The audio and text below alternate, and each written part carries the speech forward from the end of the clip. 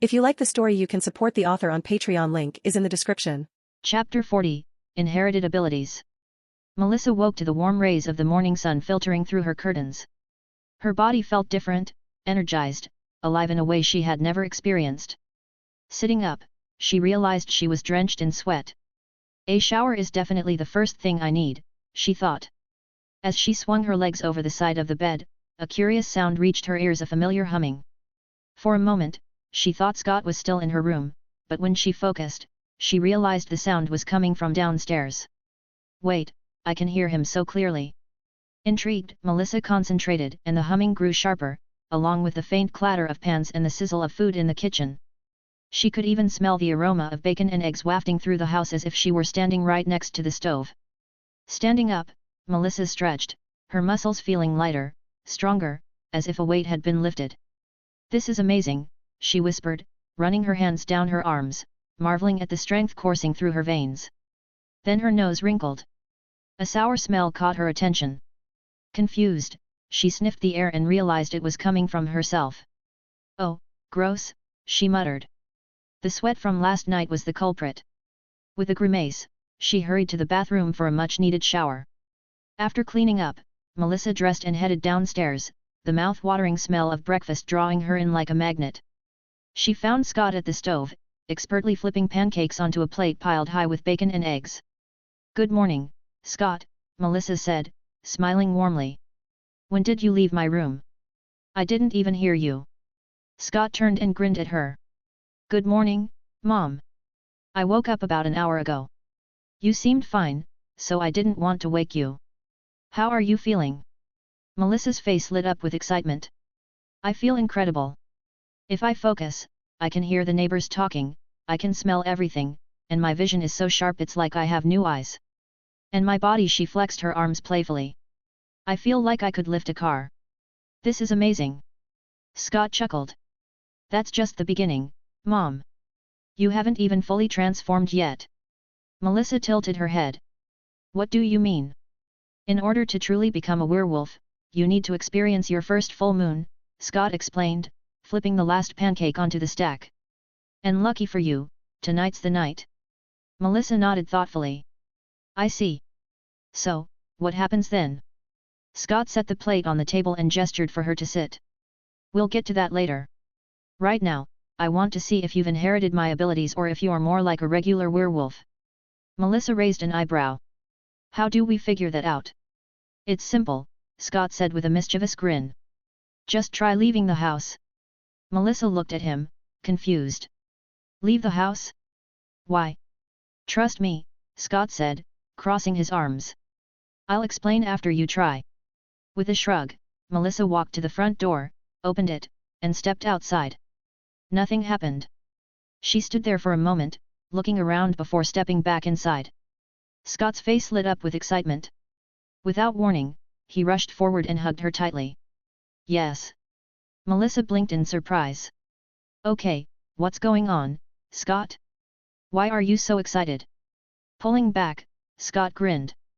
"Remember what I told you about mountain ash last night?" Melissa nodded slowly. "Yes, it can create a barrier that traps supernatural creatures or keeps them out."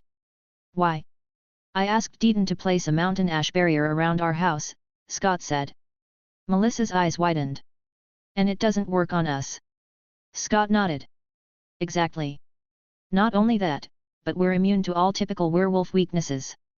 No wolfsbane, no losing control, nothing. Plus, we have the ability to take powers from other creatures and make them our own." Melissa stared at him, processing what he'd said. "Wow! That's incredible." Then, as if a thought struck her, her expression darkened. "Wait, Scott. Does that mean anyone you turn will also have these abilities?" Scott nodded again. "Yes." "Why?" Melissa stepped closer, her tone serious. "Scott, promise me you won't turn anyone else." Scott frowned. "Why not?" "I'm your mother," Melissa said firmly. "Even with these abilities, I'd never hurt you. But what if you turn someone else, and they become stronger than you by stealing other creatures' powers? What if they hurt you or worse, kill you?" Realizing her concern, Scott smiled softly. Have I ever told you how much I love you, Mom? Melissa softened, but her voice remained firm. I love you too, but I'm serious. This is dangerous. Scott chuckled. Mom, remember what I told you about pack dynamics? The stronger the pack, the stronger the alpha becomes. So, you don't need to worry. Besides, I'll only turn people I trust completely. Melissa let out a relieved sigh. So, you mean now that I'm your beta, the stronger I get, the stronger you get? And I can never surpass you. Scott nodded.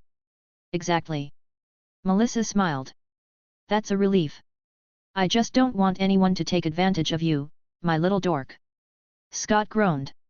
Not cool, Mom. They both laughed, the tension easing. After breakfast, Scott pushed his chair back and stood. All right, let's figure out who the bastard was that dared to lay his hands on you yesterday. Melissa watched as Scott came up behind her. Before she could ask what he meant, she felt a sharp pain at the back of her neck. Scott had inserted his claws, and a flood of images filled her mind. Together, they relived her memories from the hospital, following her routine until they reached the blood bank. There, the face of her attacker became clear, a man with sharp features, pale skin, and piercing eyes. Scott pulled his claws back, the wounds on Melissa's neck healing instantly. His jaw tightened as he asked, Who is he, Mom? Melissa's voice trembled slightly. His name is Eric Muller. He came to Beacon Hills about a month ago from Germany. He's the new hematologist at the hospital. Scott's lips curled into a smirk. A hematologist? As one would expect from a bloodsucker. All right, Mom, call in sick today and stay home. I've got to head to school, but after you go through your first full moon tonight, we'll hunt him down. Melissa nodded. All right. Go on, then. Don't be late. That evening, Scott returned home after a long day at school and his shift at the clinic. Melissa was waiting for him, her nerves evident in her tight smile. How are you feeling, Mom? Scott asked, setting his bag down. Do you feel like you're about to lose control now that the moon's out? Melissa shook her head. No, but I feel something deep inside me. Like it's waiting to break free. Scott grinned. That's your inner she-wolf. Let's head to the preserve. You'll need some space, and don't forget to bring a change of clothes. They drove to the Beacon Hills Preserve, finding a secluded area away from prying eyes. The full moon hung high in the sky, casting an ethereal glow over the forest. Scott turned to Melissa, his voice calm but encouraging. All right, Mom. Let it out. Let your inner she-wolf take over. Melissa hesitated, glancing at her son. His confidence and warmth reassured her. With a deep breath, she stepped forward, ready to embrace the transformation awaiting her. Chapter 41, The Hunt Begins. Melissa stood under the glow of the full moon, letting the primal force deep within her surge to the surface. Her golden eyes lit up like fireflies in the dark night as her claws extended and fangs sharpened. She flexed her fingers, staring at her claws with a mix of awe and trepidation. This feels amazing, she said, her voice deeper, more resonant. Her eyes turned to Scott, filled with wonder. But I feel like there's more, something just waiting to come out. Scott gave her a reassuring smile. Don't hold back, Mom. Tap into that feeling. Let it all out. Taking a deep breath, Melissa surrendered to the primal instincts coursing through her veins. She felt her bones shift and reform, her body growing larger and more powerful. Her skin tingled as coarse fur began to sprout, but then she realized it wasn't the typical werewolf transformation. Instead, she fell forward on all fours, her body reshaping entirely into a massive wolf the size of a tiger. Her fur was a beautiful shade of grey, shimmering in the moonlight. Scott stared, wide-eyed, a mixture of pride and amazement on his face. Then, as if something clicked within him, he felt a surge of strength and a deep connection with his mom, one he'd never experienced before, like their very beings were intertwined. Melissa in her wolf form spoke, her voice deep yet melodious. Scott, I can feel it, a connection between us. It's like we're two pieces of the same whole. It's magical. I can feel it too. Scott said as he stepped closer, his hand brushing through her fur as she rubbed her large head against him affectionately. You look gorgeous, by the way. Melissa laughed, and said. Take a picture. I want to see. Scott pulled out his phone, snapping a photo. When Melissa saw herself, Her wolfish grin widened. I do look gorgeous, don't I? A mischievous glint appeared in her glowing eyes. Can we go for a run? I want to see what this body can do. Say no more. Scott stepped behind his car, quickly shedding his clothes and shifting into his own wolf form. The transition was seamless, his black fur glistening and his red eyes burning with intensity. Let's go, he said, his deep growl laced with excitement. They raced through the forest, their massive forms blending into the shadows, their movements fluid and graceful. The trees blurred past them as their supernatural speed made the world around them seem slow. They jumped over fallen logs and leaped across streams, the night offering no hindrance to their vision. For Melissa, the experience was exhilarating. I feel so alive, she said, her laughter echoing in the forest. After what felt like hours of running, they returned to the car. Scott stopped in his tracks, tilting his head back and letting out a powerful howl that echoed through Beacon Hills. It was a declaration, a warning to all supernatural beings that this was his territory. Melissa joined him, her howl harmonizing with his, equally powerful and commanding. At Derek's loft, the sound of the howls reached Peter Hale, who froze mid-sentence. He shivered slightly. That's the kid, but who's with him? Derek smiled and teased Peter. He's letting everyone know he's the owner of this territory. Peter, as an alpha yourself, aren't you going to howl back and let him know he's not the only alpha in town? Peter scoffed but made no move to respond. I'm not challenging him. Last time, I barely looked at his girlfriend, and he nearly killed me. I'm not suicidal. In another part of Beacon Hills, a mysterious woman with jet black hair stood in the shadows, a smirk forming on her lips as she listened to the howls. Without a word, she disappeared into the night. Meanwhile, Dr. Eric Muller sat in his office at the hospital, unease prickling at the back of his neck. Melissa hadn't come to work, and he couldn't shake the feeling that something was wrong. What if someone found out? He muttered to himself. No, impossible. I covered my tracks. But the howls from the forest made him pause. He clenched his jaw, muttering curses under his breath. Stupid mutts, always thinking they own everything. I'll deal with Melissa tonight, just to be sure. He left the hospital, driving toward his home. The road was empty, the night eerily quiet. But as he approached the edge of the forest, a flash of movement caught his eye. A massive grey wolf, larger than any he'd ever seen, stood at the edge of the trees, watching him. Eric's hands tightened on the steering wheel. A werewolf, but not like any I've seen before. He sped up, but another figure appeared ahead. This one was even more terrifying, a hulking black beast with glowing red eyes and an aura of menace. It grinned at him, its sharp teeth gleaming in the moonlight. Eric slammed the gas pedal, hoping to plow through, but the beast dodged effortlessly, slamming into the side of the car with enough force to send it flipping into the woods. Scott communicated with Melissa telepathically and said, "Mom, go back to my car and wait for me. I'll beat him up and bring him to you." Melissa's voice echoed in his mind, "Scott, how can I hear you in my head?" Scott replied calmly, "It's one of our abilities, telepathy. Now go and let me deal with him." Melissa protested, "But Scott, it's dangerous. I want to help." Scott's tone was firm yet reassuring. "It's okay, Mom. I can handle him, trust me. Besides, you've just become a werewolf today. I can't let you fight something like a vampire." Melissa sighed but relented, "Fine, be careful then." As the car skidded to a halt, Eric emerged unscathed, his vampiric healing keeping him intact. Eric looked at the towering beast with anger and hatred and sneered, "Why are you attacking me, you stupid mutt?" Scott in his full werewolf form let out a deep chuckle, his glowing red eyes boring into the vampire. "You attacked someone you should never have, bloodsucker." Eric wasn't scared yet. He knew he couldn't win, but he thought, if I want to run, this mutt could never stop me. Smiling smugly, he said, "Who are you even talking about? I've killed a lot of people. Women, mostly. So, which one are you avenging?" Then, as if he pieced it together, Eric's smirk widened. "Oh, is it the nurse I killed yesterday? What was her name? Jennifer? But, you can't possibly know about her yet. I stuffed her in the morgue." "No, wait. I see now, it's that bitch Melissa, isn't it? Damn it, I should have killed her when she found me in the blood bank yesterday." Scott's face didn't shift in anger, only darkened with deadly calm. "Well, bloodsucker, you just earned yourself a painful death. Eric forced a confident smile and said, I have to admit, you're strong, mutt. But if you think you can catch me, you're dreaming. With that, Eric turned into a blur and bolted. But to his shock, Scott kept pace with him, his massive form easily matching the vampire's speed. You were saying? Scott growled before delivering a punch that sent Eric crashing into a tree, splitting it in half.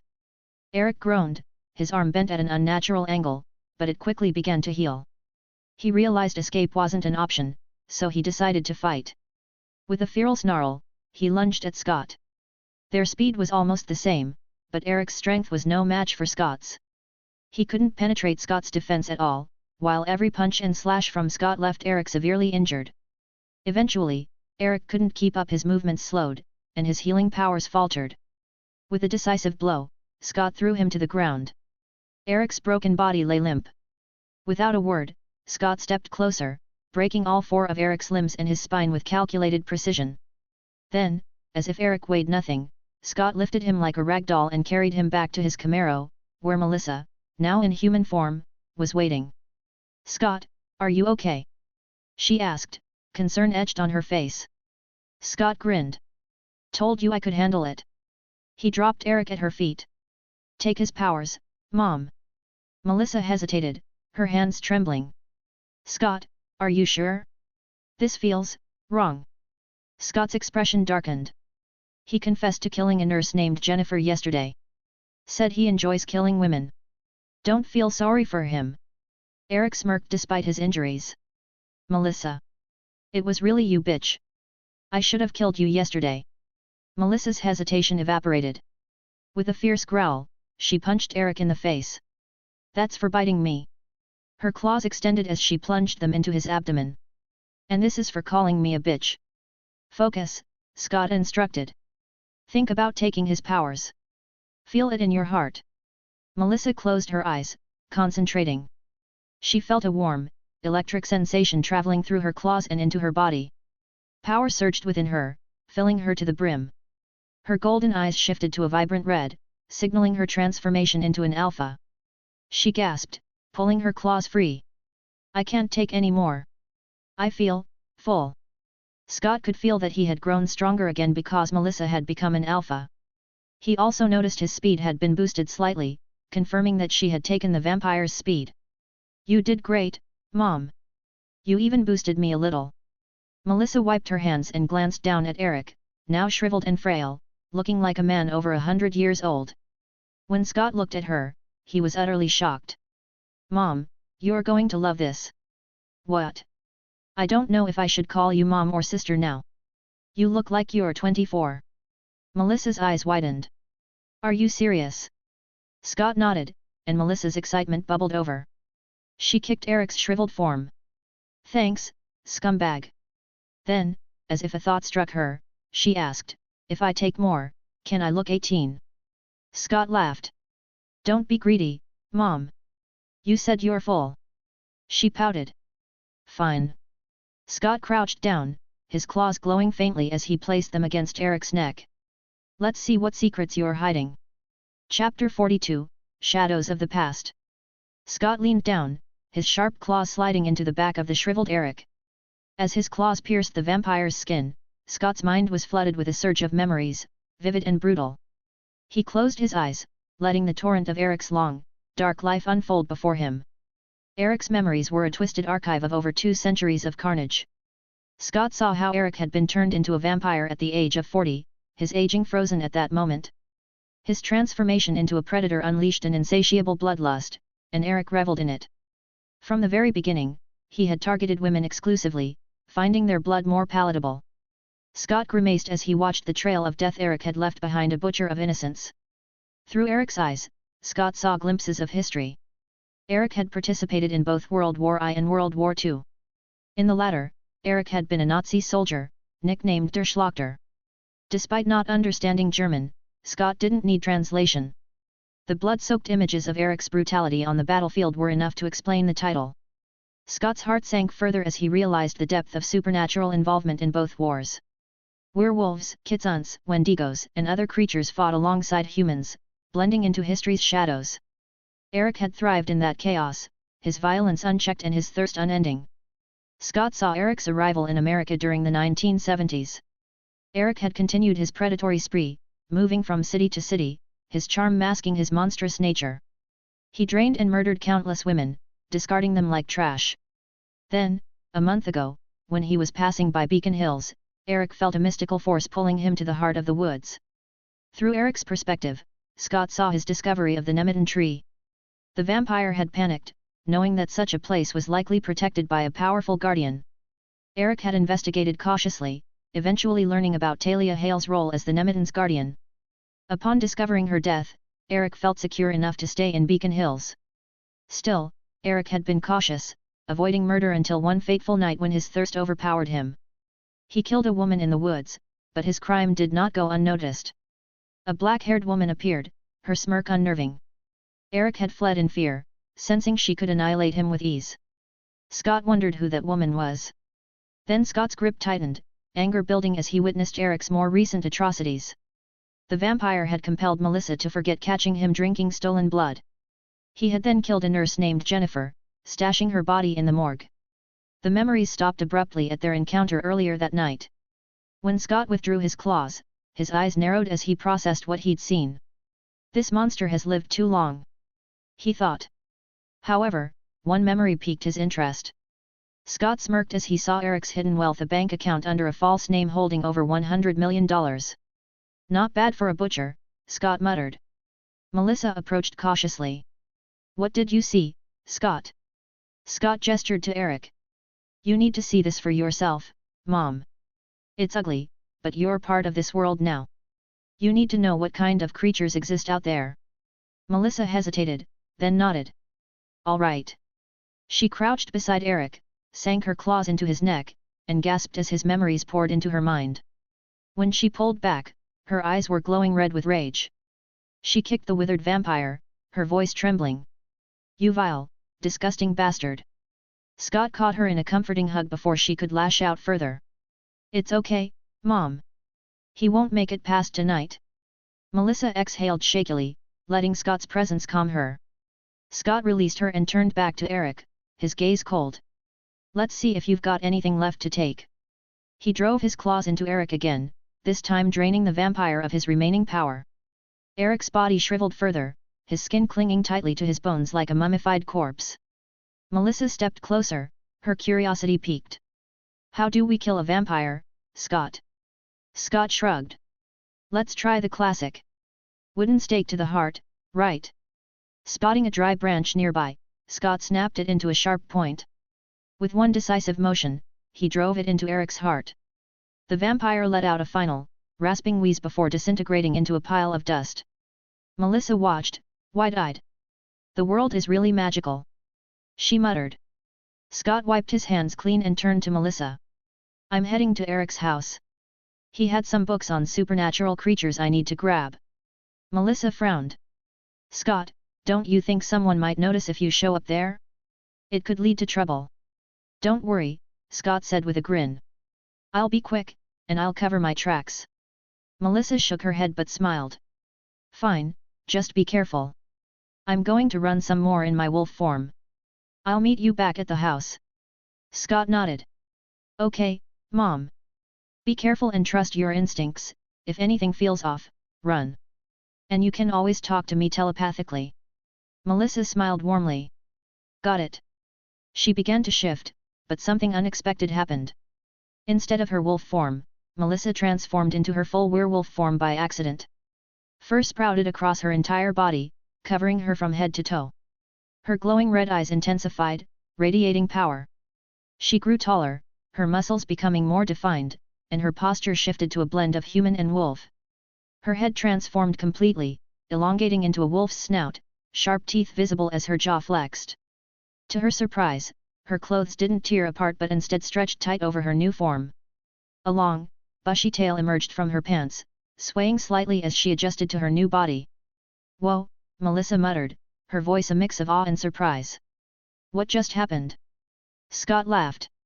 Looks like you can shift into your full werewolf form now that you're an alpha. Congrats. Melissa examined her hands, now clawed and covered in fur. How do I look? Scott scratched his head, grinning. How should I put it? You look cute. Ha ha ha.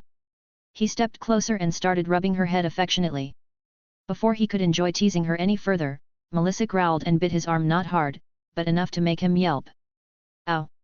Mom, what are you doing? Scott exclaimed, pulling his arm back. Melissa glared at him. I'm not a dog, Scott. I'm a wolf. Don't pat my head like I'm some golden retriever. Scott chuckled nervously, backing off. All right, all right. No head pats. Got it. With an exasperated sigh, Melissa walked behind the car and slipped out of her clothes before shifting. Her limbs reforming into powerful legs, and her face elongated into a majestic wolf's muzzle. She emerged from behind the car in her wolf form, her thick grey fur shining under the moonlight. Melissa padded forward, her tail swishing. Wow, she said telepathically. I think I've gotten bigger. Scott took a step back, marveling at her transformation. She was massive, easily the size of a cow, her red eyes sharp and piercing. You look majestic, Scott said, his voice filled with awe. Melissa wagged her tail slightly, then nodded. All right, I'm going. See you at home, Scott. Be careful. Scott smiled. Always. With that, Melissa darted into the woods, her large frame disappearing into the shadows. Scott drove to Styles' house, dialing his best friend on the way. When Styles answered, his voice was full of excitement. What's up, Scott?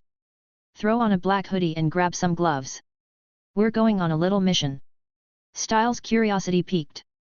Mission? Where? Scott smirked. I'll explain when I get there. Just be ready. Styles' laugh echoed through the phone. All right, I'm in. See you soon. As Scott hung up, his mind replayed Eric's memories. The knowledge of what supernatural forces had lurked throughout history filled him with determination. Beacon Hills was his territory, and he would ensure it remained safe no matter the cost. Chapter 43, The Spoils of the Hunt. After dealing with the vampire Eric, Scott wasted no time putting his plan into motion. He arrived at Styles' house late in the evening, parking his Camaro just outside. Styles was already waiting on the porch, dressed in a black hoodie and holding a pair of gloves. As Scott rolled down the window, he called out, "Let's go. Hop in." Styles jogged over and slid into the passenger seat, his curiosity written all over his face. "All right, spill it. What's going on? You sounded all mysterious over the phone." Scott chuckled, putting the car in gear as they drove off. "Okay, so first things first, I found the vampire and killed him." Styles' eyes widened.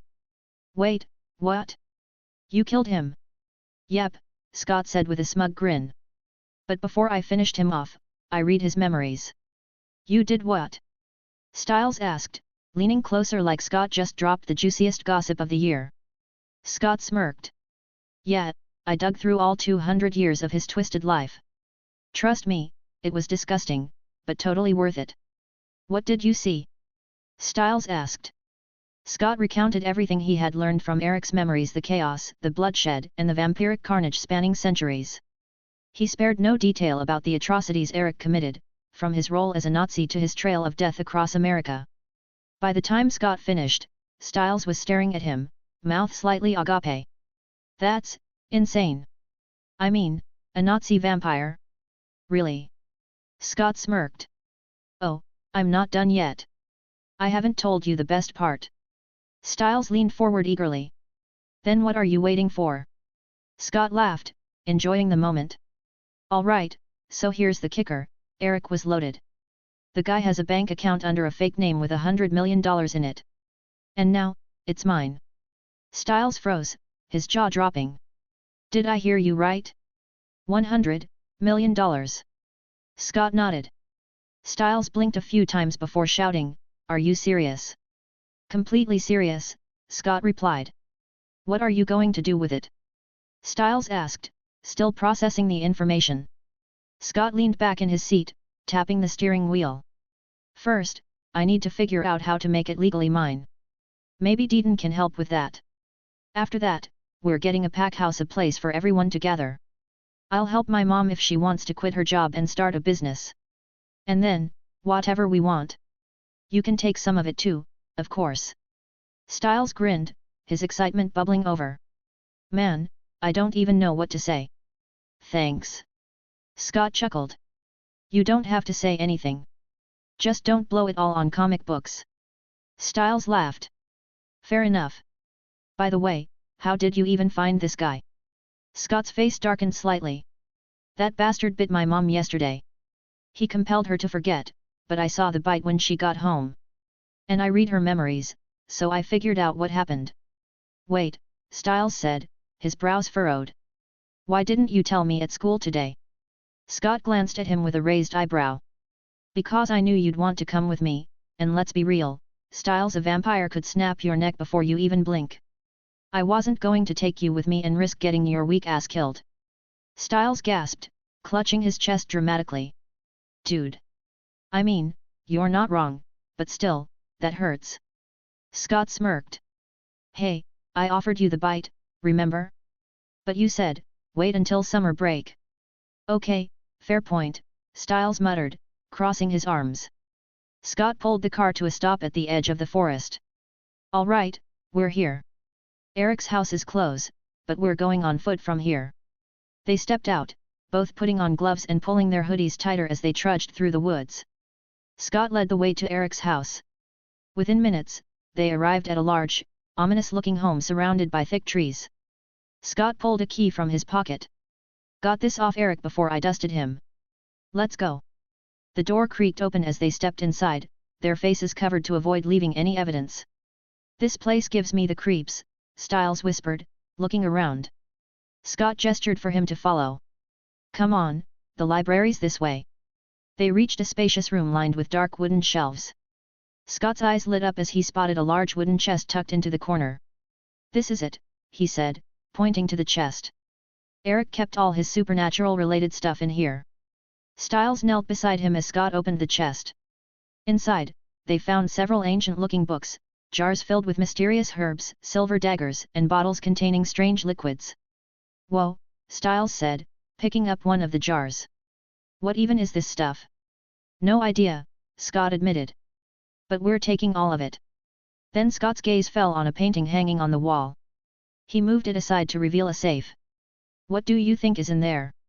Styles asked, peering over his shoulder. Bottles of blood. Scott laughed. Nope. He entered the combination, which he knew from Eric's memories, and the safe clicked open. Inside, they found a stack of cash, a bank card, and documents related to Eric's hidden fortune.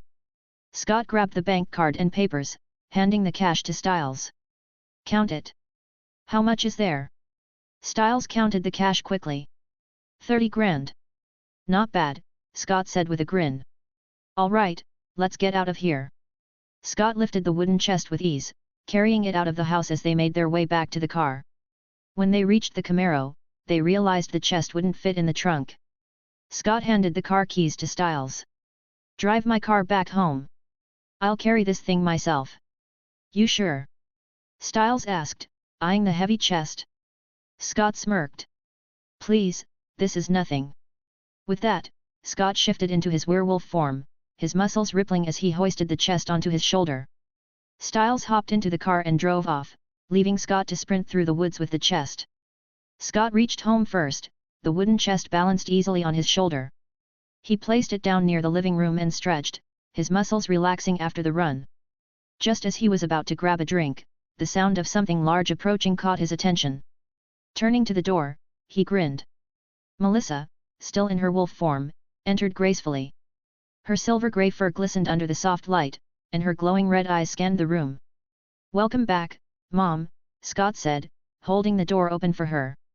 Melissa huffed in acknowledgement and walked inside, her size making the furniture around her seem almost miniature. A few moments later, Styles arrived, parking Scott's Camaro in the driveway. He stepped out, looking around nervously. Man, this neighborhood is way too quiet at night. Feels like something's about to jump out at me.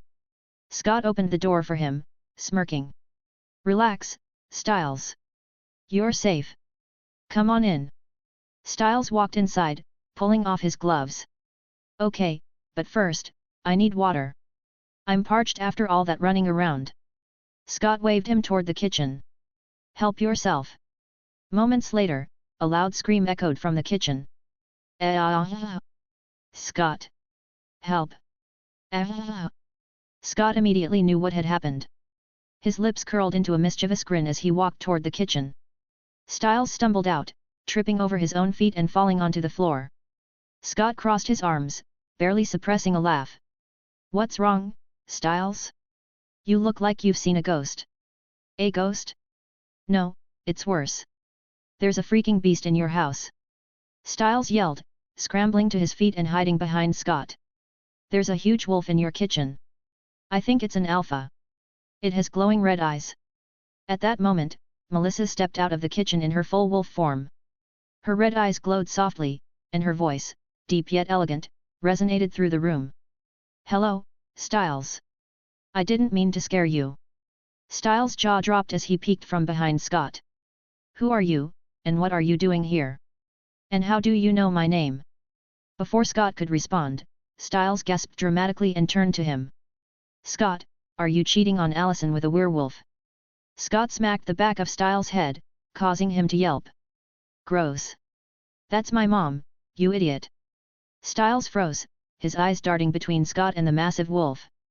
Your mom? You mean Melissa? Of course, it's Melissa, Scott said, rolling his eyes. Who else would it be? My long-lost wolf mother. Melissa snorted, her wolfish laugh sounding surprisingly natural. She turned and headed upstairs, her large paws thudding softly on the steps. Once she was out of sight, Styles whispered, when did you turn her into a werewolf? Scott leaned against the wall casually. Yesterday. Yesterday. Then why is she an alpha? Is she a true alpha like you? And isn't tonight a full moon? Why isn't she losing control? Scott raised a hand to calm Styles' barrage of questions. She's not a true alpha. She became an alpha after absorbing that vampire's powers. And she inherited my control ability. That's why she's fine. Styles' eyes widened. Wait, does that mean all werewolves can absorb powers from other creatures? Scott shrugged. No idea about other werewolves, but me and my mom can. Probably anyone I turn will have the same ability. Styles looked thoughtful for a moment. So, you're telling me every werewolf you turn will have this power and full control over themselves? Exactly, Scott replied with a confident nod. Styles punched Scott lightly on the arm. Why didn't you tell me this sooner? Okay, I've changed my mind.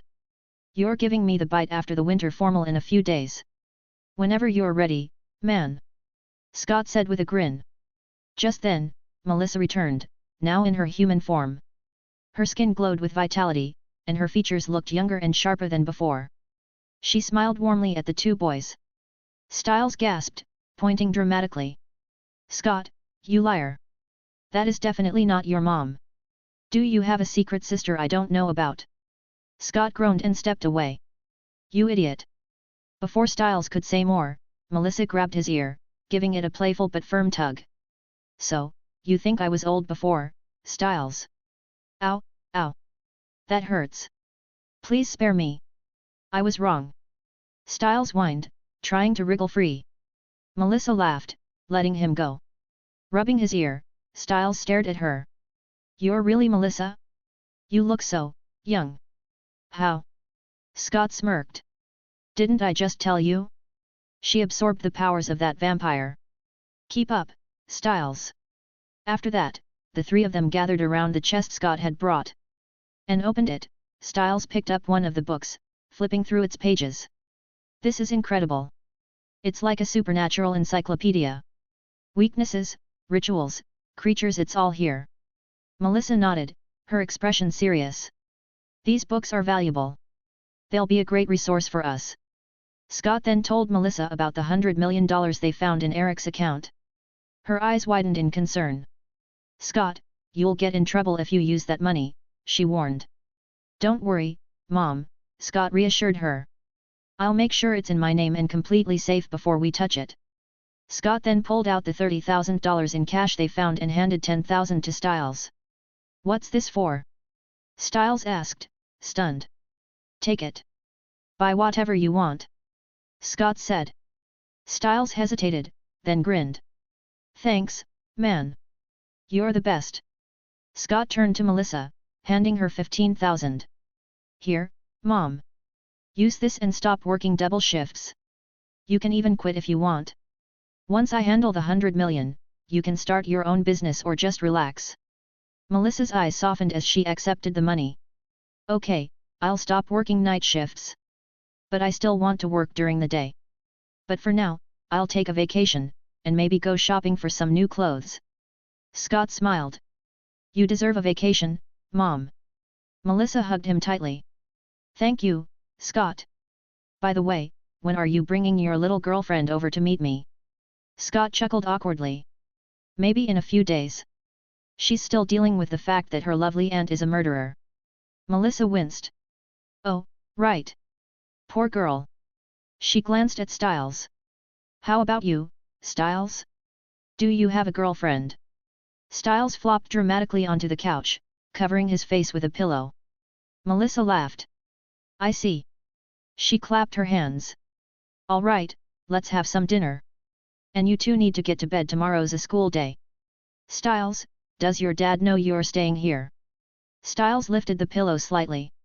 Yeah, I told him I'd crash here tonight. Good, Melissa said with a smile. As the night wound down, the three of them shared a meal, with their laughter echoing through the house. Chapter 44, Deon's Solution. The sun peeked over the horizon as Scott enjoyed his breakfast, savoring the quiet moments of the morning. Melissa is still asleep in her room, taking full advantage of her decision to take a vacation. Styles, still half asleep, trudged into the kitchen, holding a thick envelope. Hey, Scott, Styles mumbled, his voice groggy. I'm leaving the money you gave me here. If my dad finds out I have $10,000, he'll start asking questions I can't answer. Scott chuckled. Fair enough. You can leave it in my room. Just don't forget where you put it. Then they both finished their breakfast. All right, let's get you home to grab your bag. Scott said after washing the plates. After dropping Styles off, Scott arrived at school alone.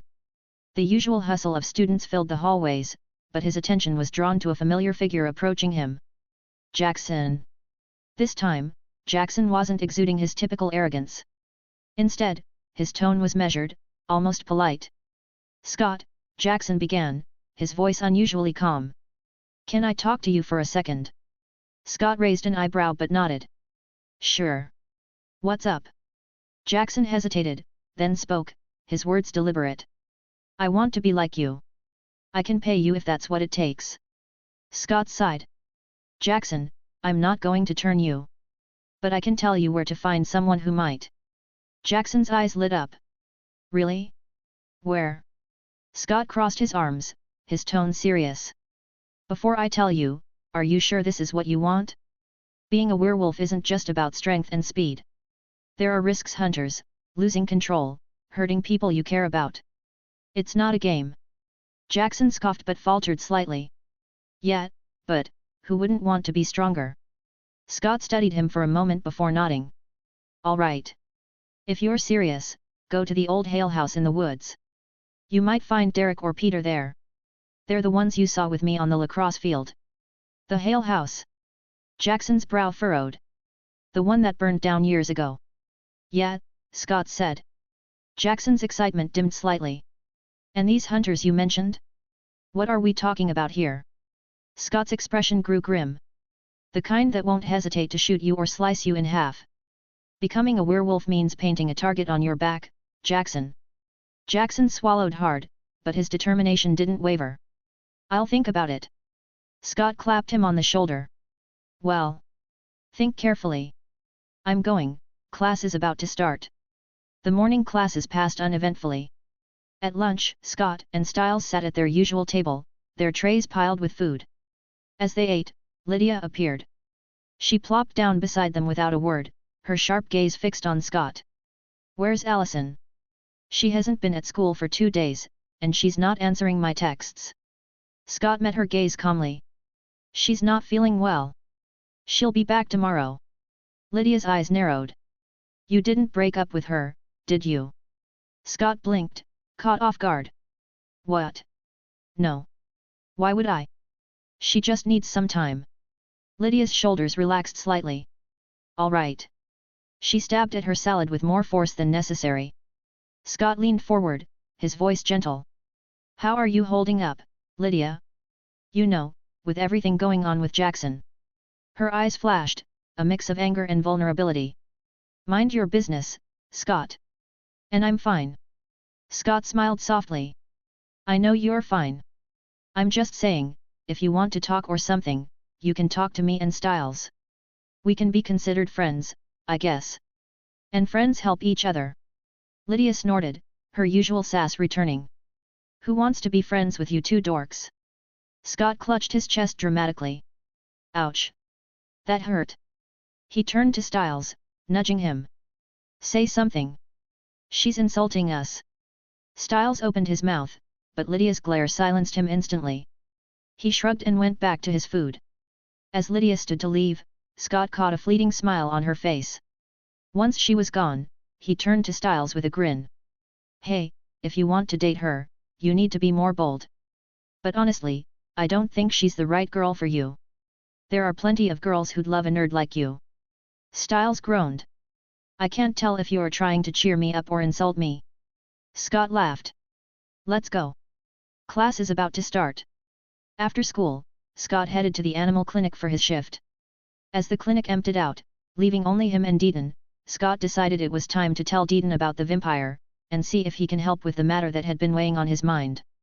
Scott approached Deon, his expression serious. Deon, I need to tell you something. Deon looked up from his work, his calm demeanor encouraging Scott to continue. I found the vampire, Scott began. He was working in the hospital. I fought him and I killed him. Deon paused, setting aside the tools he'd been cleaning. The vampire you told me about. Scott nodded. Yeah. But that's not all. In his memories, I found something huge. He had a bank account under a fake name with over $100 million in it. Deon raised an eyebrow. That's quite a discovery, Scott. But I assume there's a catch. Scott nodded. Yeah. The account's under a different identity, so I can't just walk in and claim it. It'll look suspicious, and I'd rather not have federal agents breathing down my neck. Deon hummed thoughtfully. You're wise to be cautious. Taking money like that isn't as simple as transferring funds. It needs to be done carefully, and legally, or at least convincingly legal. Scott leaned forward. That's where you come in. You always have some kind of solution. Do you know anyone who can help? A small smile tugged at Deon's lips. As a matter of fact, I do. There's someone who specializes in delicate financial matters. A siren named Melina. She has the ability to manipulate minds. She can ensure that this transfer looks legitimate. Scott raised an eyebrow. A siren? And she's trustworthy. As trustworthy as someone in her line of work can be, Deon said with a shrug. She has a reputation for being professional. Of course, her services come at a price. How much? She takes 10% of whatever you're claiming. Scott winced. 10 million? That's a lot. Deon tilted his head. Would you rather have $90 million safely and legally, or risk getting nothing or worse, ending up in prison? Scott sighed. Fair point. What do I need to do? First, Deon said, you'll need to give me the details of Eric's account. The name it's under, the bank, and the access information like the card and any codes you have. I'll contact Melina and explain the situation. She'll handle the rest. Scott hesitated for a moment. Trusting a stranger with this much money was nerve-wracking, but he trusted Deon. All right. Here's the card and the account documents. He handed them over, his hand steady but his heart racing. Deon took them. I'll speak to Melina tonight. It'll take about a month for her to weave everything into place, and ensuring the bank recognizes you as the rightful owner. Scott nodded. Thanks, Deon. I owe you one. Deon smiled. Just make sure you use this money wisely, Scott. Power and wealth come with responsibility. Don't worry, Doc. I'll use it wisely. Scott said. After leaving the animal clinic, Scott pulled out his phone and called Allison. The phone rang twice before she picked up. Hey, babe. How are you doing? Scott asked, his tone soft and caring. Hey, Scott, Allison replied, her voice carrying a hint of nervousness. I'm fine, thank you, but I feel a bit nervous right now. Scott frowned slightly. Why? I'm about to confront my family at dinner, Allison admitted, a deep sigh escaping her. Oh, I see. Scott said, his tone understanding. Allison quickly changed the subject. How about you? Did you find any of the monsters responsible for killing the people Styles showed us? Scott nodded, even though she couldn't see him. Yes, I found one of them a vampire. But don't worry. He's dead. Allison gasped audibly. Really? Wait, how did you kill him? Is it like in the movies?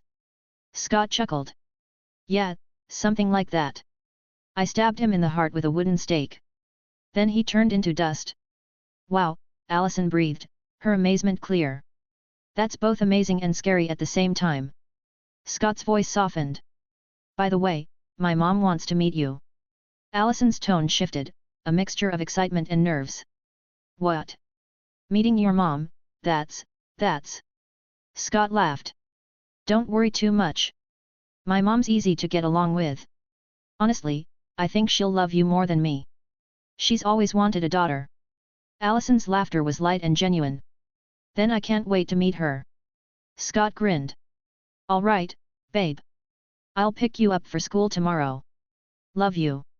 Love you, Allison replied, her tone warm. I have to go deal with my crazy family now. Wish me luck. Good luck with that, babe. Bye. Bye, see you tomorrow, she said, hanging up. After ending the call, Allison took a deep breath, steeling herself before heading downstairs to face her family. Chapter 45, The Confrontation at the Argent Dinner Table. The clinking of cutlery and soft murmur of voices at the Argent dinner table fell silent as Allison descended the stairs. For the first time in 3 days, she joined her family for dinner. Chris Argent's sharp eyes immediately locked onto her. Allison, are you feeling better now? Can you tell me what's wrong? Is it Scott? Did he upset you? Allison rolled her eyes and sighed. Let's talk after dinner, Dad. I'm starving. I haven't eaten properly in 3 days. Chris opened his mouth to push further, but Victoria's stern glare stopped him. Let her eat first, she said firmly. She said she'll talk after dinner. The tension was palpable as they continued their meal, the silence broken only by the clinking of utensils. Moments later, Kate walked into the dining room, her usual smirk plastered on her face. Look who finally decided to grace us with her presence, Kate teased. Princess Allison has come down from her tower. She moved toward Allison, arms open for a hug, but Allison snapped, her voice sharp and loud, "Don't touch me." The sudden outburst startled everyone. Chris, Victoria, and even Kate looked at her in shock. Allison! Victoria exclaimed, alarmed. What's gotten into you? Allison pushed her chair back, her hands trembling slightly as she stood. Fine. You want to know what's wrong with me? I'll tell you. Chris leaned forward, his brows furrowing. Allison, if this is about... Allison cut him off, her voice rising. I found out that my family are hunters, and none of you thought to tell me. Chris blinked, clearly caught off guard. Are you upset because I hunt deer sometimes? Allison laughed bitterly, anger flaring in her eyes. Deer? Really? Even now, you're lying to me, Dad. Victoria's voice turned cold and commanding. Allison, that's enough. Allison looked at her mother. You're right, Mom. It is enough of your lies. Then Allison turned her fiery gaze toward her father. No, Dad, I'm not upset because you hunt deer. I'm upset because you've been hunting humans with supernatural powers for God knows how long. Yes, I know about werewolves, not that any of you cared to tell me. Even when one came right up to my window, you said nothing. Chris, Victoria, and Kate froze, unprepared for the confrontation. Kate, however, broke the silence with a laugh. I told you, Chris. I told you to tell her sooner. Chris's voice faltered as he looked at his daughter. Allison, I... Don't, Allison cut him off, her voice trembling with a mix of anger and heartbreak. Don't try to lie to me. Tell me the truth. Chris sighed heavily and sat down, his shoulders slumping. I'm sorry, honey. I should have told you sooner. I didn't want you to know about this world yet. I wanted you to have a normal childhood, a normal life, for as long as possible. I didn't have that. I was forced into this life, and it made me do things I'm not proud of. But they were necessary. Allison's glare sharpened. Oh, necessary? Like what? Killing innocent people because they were different?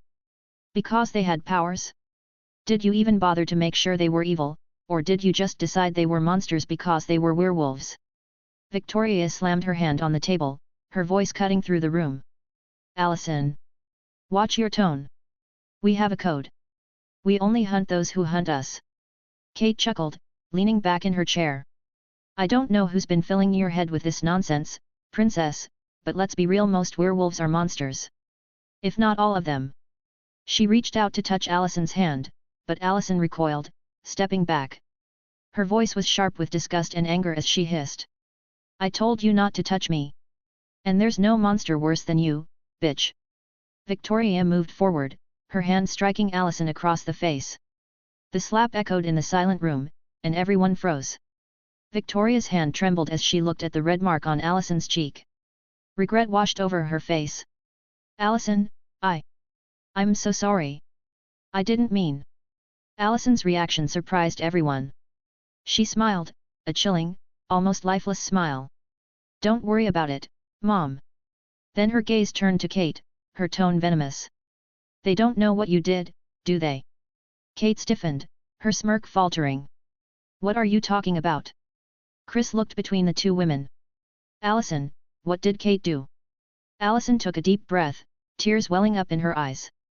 She didn't do much, Dad. She just burned down the Hale house and killed Talia Hale and most of her family. Some of them weren't even werewolves, they were just children. Chris and Victoria's faces went pale with shock. Tears streamed freely down Allison's cheeks as she added. Imagine my shock when I found out my beloved aunt, the one I trusted and looked up to, burned 8 innocent people to death. Kate's voice rose defensively. That's a lie. Who told you that? Derek Hale? It must be him. He's manipulating you, Allison. Stay away from him, he's dangerous.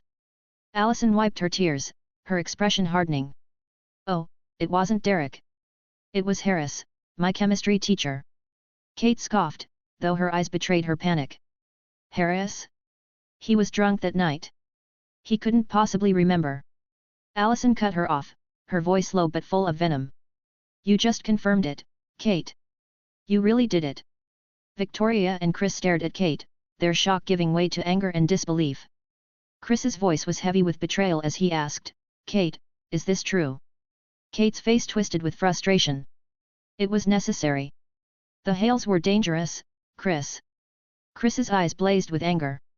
Kate, how could you do something like that? You know we have a code. Kate crossed her arms defiantly, her voice rising. What do you know, Chris? Dad was always proud of you. Every chance he got, he praised you, but he never cared about me. So when he gave me that mission, I couldn't say no. It was my chance to make him proud of me. Chris slammed his hand on the table, his voice trembling with disgust. You killed innocent people just to make Dad proud? That's insane, Kate. Allison groaned and leaned back in her chair. Oh, great. Now Gerard is a psychopath too. This just keeps getting better. I think if Marie Jean came back to life, instead of hunting werewolves, she'd probably hunt your crazy ass and that psycho Gerard instead. Kate opened her mouth to retort, but Allison cut her off sharply. You know what? I don't care anymore. I already mourned my aunt. You are dead to me. Without another glance at Kate, Allison turned back to the table, grabbing her fork. I'm hungry. I'm going to eat. Chris shot a withering glare at Kate before saying in a low, controlled tone. We'll talk more about what you did later. Kate tried again, her voice softer. Allison, listen. But Allison didn't let her finish. She held up a hand, her tone cold and dismissive. Don't talk to me. You're ruining my appetite. And by the way, if I were you, I'd pack my things and leave Beacon Hills immediately. Chris frowned, his confusion evident. Allison, why would you say that? Allison swallowed a bite of food and said casually, because he's coming for her. The Alpha, I mean. You know, the one from outside my window. Victoria's voice tightened with concern. Who told you he's coming after her, Allison? Allison stabbed a piece of steak with her fork, her tone almost bored as she answered. I was there when he was interrogating Harris. He knows Kate is the one behind the fire that killed his family. Oh, and by the way, his name is Peter Hale. Chris's face paled. Isn't he in a coma at the hospital? Wait, Allison, did he hurt you? Allison smiled sweetly, thinking of Scott. It's too late to worry about that now, Dad. But don't stress. Even if I met him alone in the woods, he wouldn't dare touch a single hair on my head. Let's just say I'm protected. Chris leaned forward, his tone sharp. This isn't a joke, Allison. He's dangerous. He's killed a lot of people. Allison raised her eyebrows and leaned back in her chair. In case you didn't realize, Dad, except for Laura Hale, all the people Peter's killed were Kate's minions. You can ask her yourself. What Peter's doing isn't random, he's taking revenge. She finished her plate and stood, carrying it to the sink. Turning back to her family, she said with a calm smile, all right, try not to be too loud. I have school tomorrow, and I need to sleep. Oh, and Mom, I'm not coming home tomorrow. I'm spending the night at Scott's. Victoria's voice turned stern. No, you will not. Allison paused, turning to face her mother with a challenging look. What are you going to do? Slap me again? Victoria flinched at the words, guilt washing over her face. Before she could respond, Allison stepped closer and hugged her tightly. I'm sorry, Mom. Scott's mom asked me to come for dinner, and after that, I'll ask Scott to bring me home. I'll have my phone with me. You can always call if you need me. Victoria held Allison close, her voice soft and trembling. I'm sorry for earlier, sweetheart. I love you. Allison smiled, her voice gentle. I love you too. Just don't let me find out you're a murderer like her. Victoria chuckled softly, brushing Allison's hair back. Don't worry, sweetheart. I might be mean, but I'm no cold-blooded killer. I follow the code. Now go get some sleep. I need to deal with your dad and his crazy sister. Allison gave her father a hug next, her tone softer but still laced with frustration. I love you, Dad, but I'm still mad at you. Chris smiled faintly, his voice heavy with regret. I love you too, honey. And I'm sorry for everything. Finally, Allison turned to Kate, her expression hardened once again. Even though I hate you for what you did, I don't want to see you dead. So leave Beacon Hills because there's no way you can kill what you turned Peter into. With that, Allison headed upstairs. She took a long shower, letting the water wash away the tension of the night. After that, she slipped into her bed, her mind already drifting to thoughts of Scott as she fell into a peaceful sleep. Chapter 46, Allison's Request. The morning sunlight filtered through Scott's room as he woke up feeling refreshed and eager for the day ahead.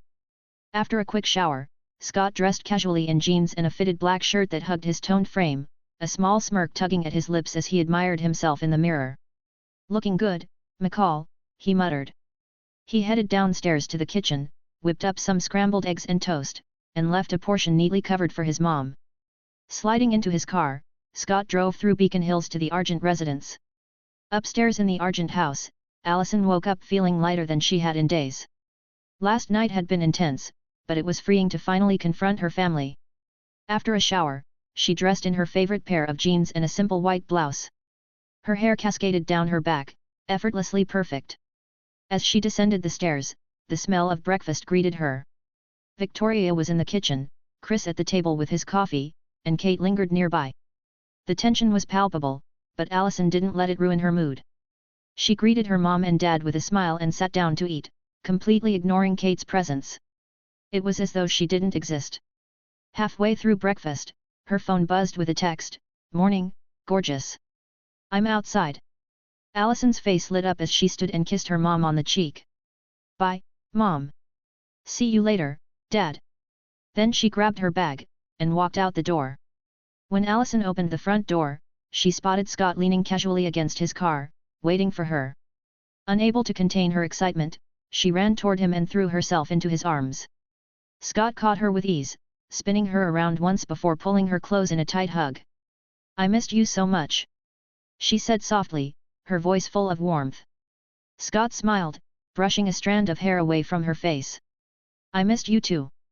Their lips met in a deep, lingering kiss, the kind that made the rest of the world fade away. When they finally pulled apart, Scott glanced toward the house and saw Victoria and Chris standing by the door.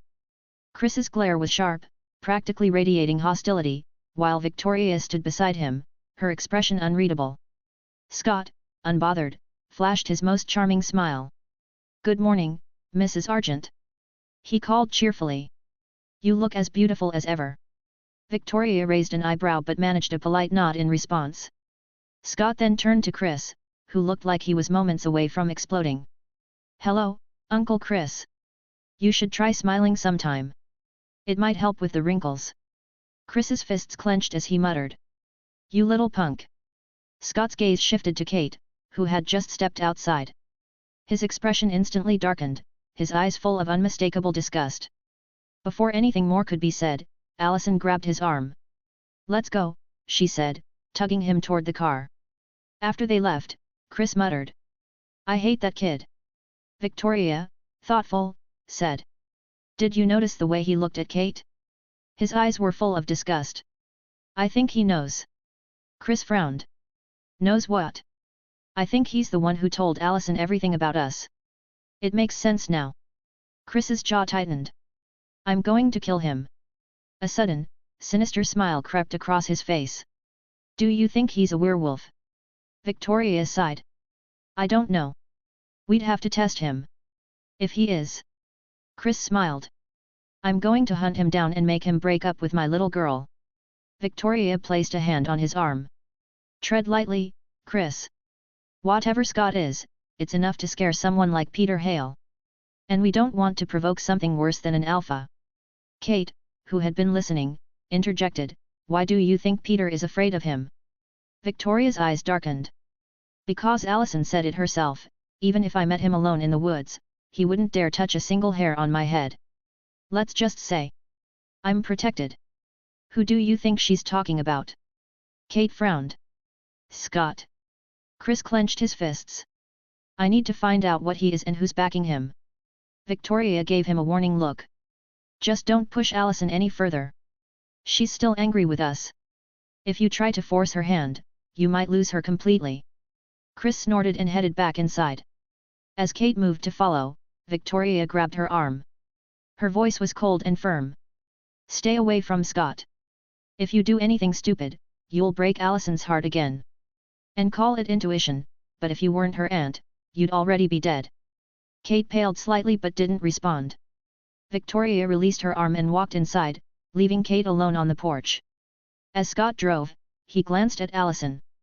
"So, how did the revelation party go last night?" Allison smiled. "They were shocked. But luckily, when I told them what Kate did, it was clear they didn't know. If they had been part of it, I think I'd be completely broken right now." Scott reached over, placing his hand on hers. He could feel her emotions: relief, happiness, and lingering sadness. "And how are you feeling now?" "I feel good, actually." Scott's grin widened. "I heard today's your birthday. How about we ditch school and have some fun?" Allison pouted playfully. "Who told you it's my birthday? I'm still 16. Don't worry, babe. I like older women." Allison gasped, glaring at him. "You're dead." She lunged at him, playfully smacking his arm, pinching him, and even twisting his ear. Scott yelped dramatically. Okay. I was joking. I'm sorry. No biting." Their playful banter nearly caused Scott to swerve off the road.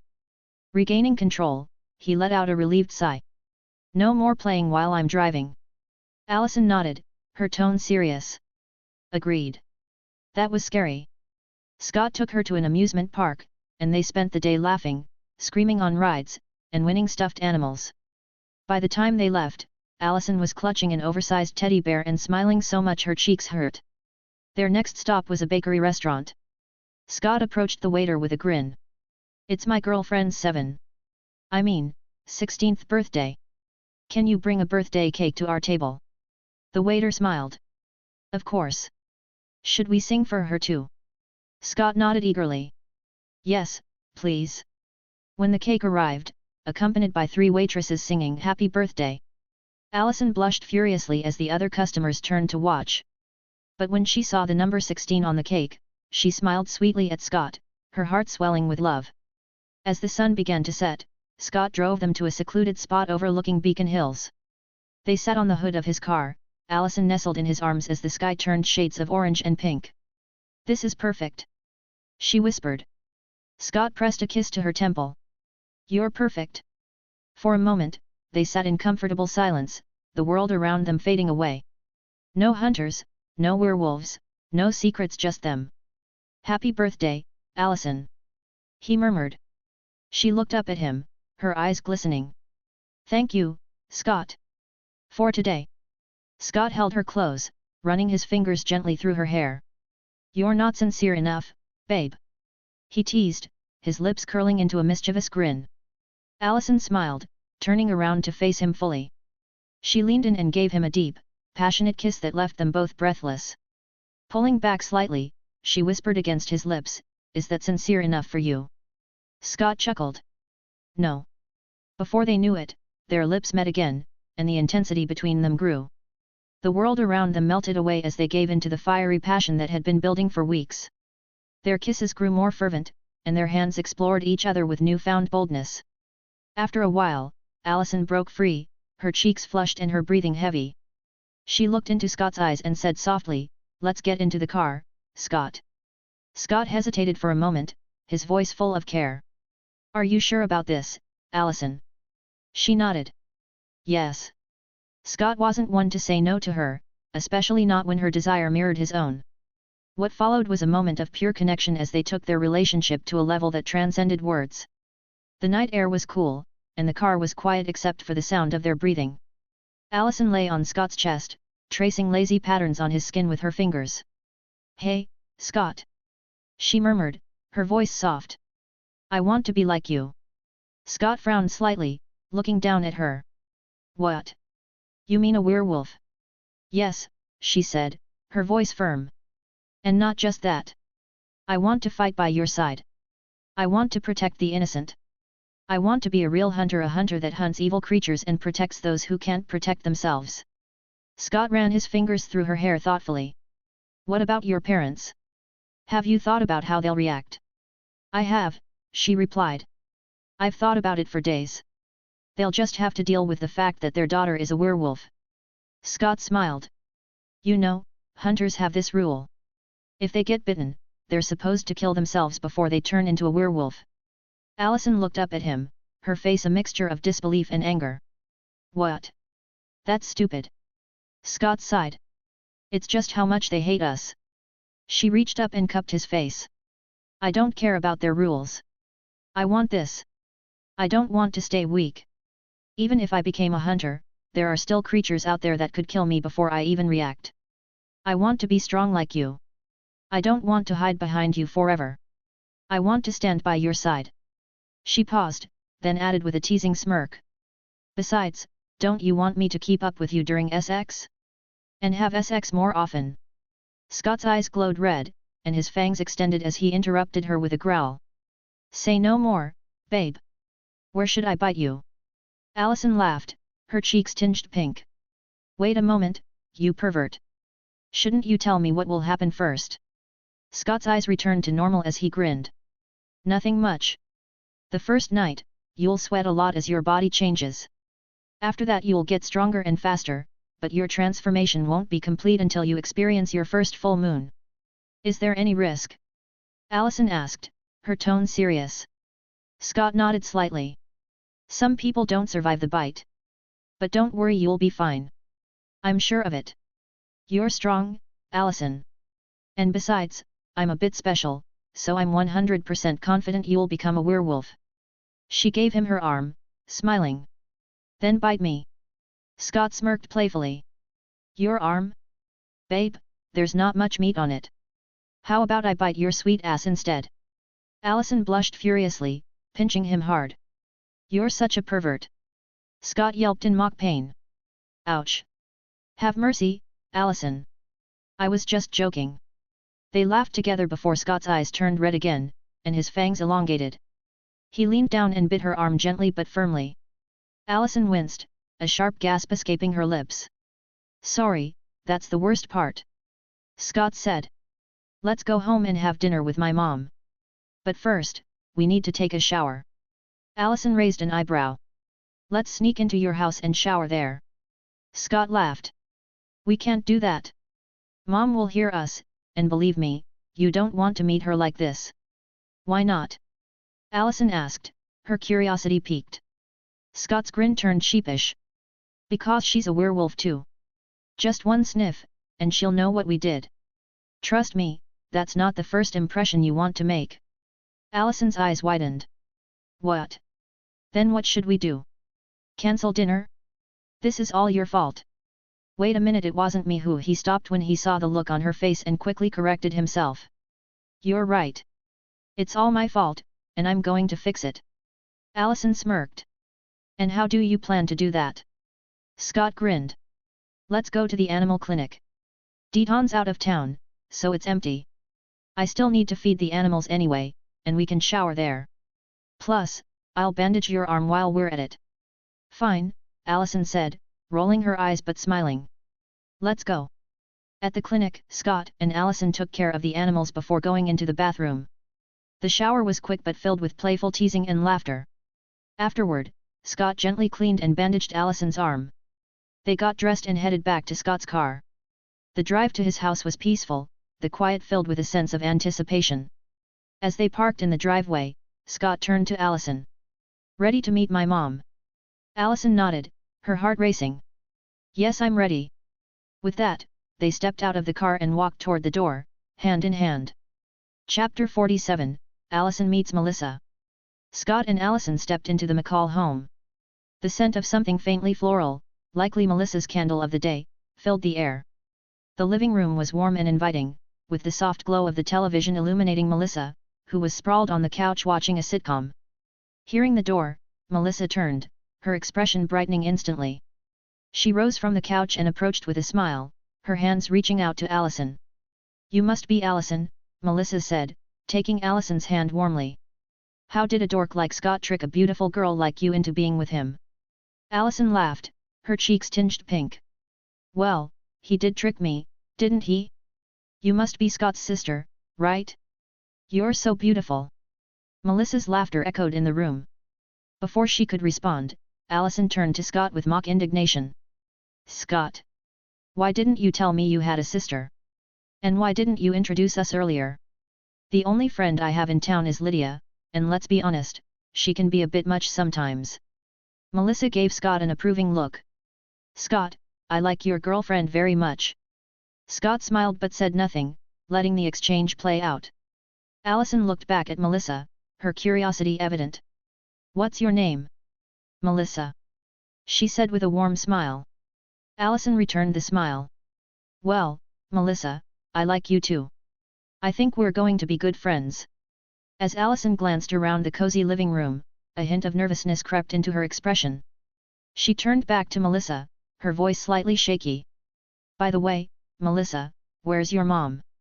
This is my first time meeting her. Do you think she'll like me?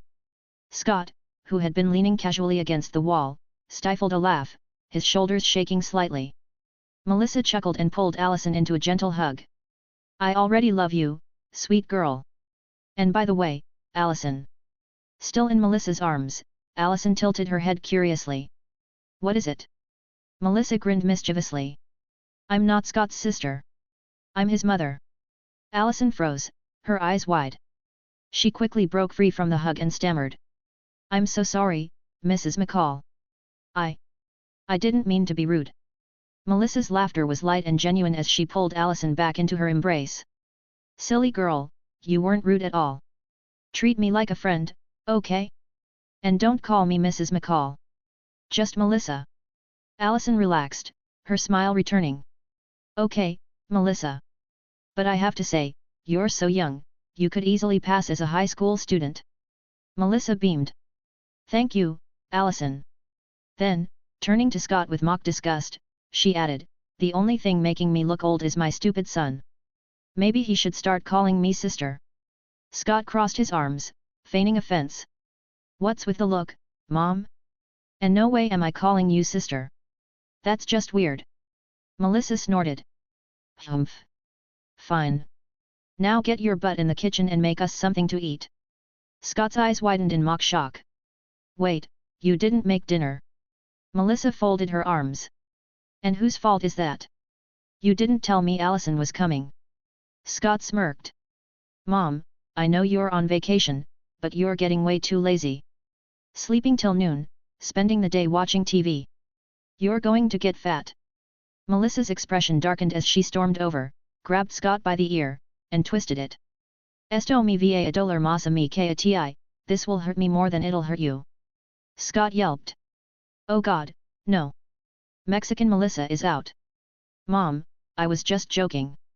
Mom, are you still in there? Mom, please, we have company. Melissa let go with a huff. I'll spare you this time, for Allison's sake. Now, go cook something. Scott rubbed his ear as he shuffled toward the kitchen, mumbling. Mexican Melissa is so mean. Melissa's voice called after him. What was that? I said, what do you want for dinner? Scott shot back quickly. Something good. We have a guest. Melissa replied, her tone smug. Behind him, Allison burst into laughter, unable to contain herself. Hearing her laugh, Scott quickened his pace to the kitchen, muttering something under his breath about the McCall women ganging up on him. As Scott worked in the kitchen, Allison and Melissa sat on the couch, their conversation flowing effortlessly. They shared stories and laughter, growing more comfortable with each other by the minute. But then Melissa's expression turned serious. Allison. She said softly. You know what he is, don't you? Allison nodded. Yes, I do. He told me everything. Melissa reached over, placing a hand on Allison's. I like you very much, Allison. The only thing that worries me is your family. Will you hurt him? Allison's smile was reassuring as she rolled up her sleeve, revealing the fresh bite mark on her arm. Melissa's eyes widened slightly. I see. But what about your family? Allison sighed. My parents aren't as extreme as others. Even if they found out Scott's a werewolf, they wouldn't hurt him well, at least my mom wouldn't. My dad, he's a little different. Why do you say that? Melissa asked, tilting her head. Allison chuckled softly. It's not because Scott's a werewolf. My dad just hates him because he thinks Scott stole his little girl. And Scott doesn't help his case, he kisses me in front of my dad and teases him every time they meet. Melissa smiled, shaking her head. I see. But don't worry, Allison continued firmly. Even if my parents tried to hurt Scott, he's not the one we should worry about. And I won't let them. As for my aunt and my grandfather, if they're stupid enough to attack him, I will not show them any mercy. Melissa studied her for a moment, then smiled. Well, let's not dwell on that. And Allison, just so we're clear, I like you a lot, but I don't want grandchildren anytime soon. Allison's face turned crimson, and she quickly changed the subject. Can you show me what you look like when you shift? Melissa chuckled, standing up. Sure. Meanwhile, in the kitchen, Scott was fully focused on cooking spaghetti bolognese, one of his favorite dishes from his previous life. He moved with precision and ease, his hands a blur as he chopped, stirred, and tasted.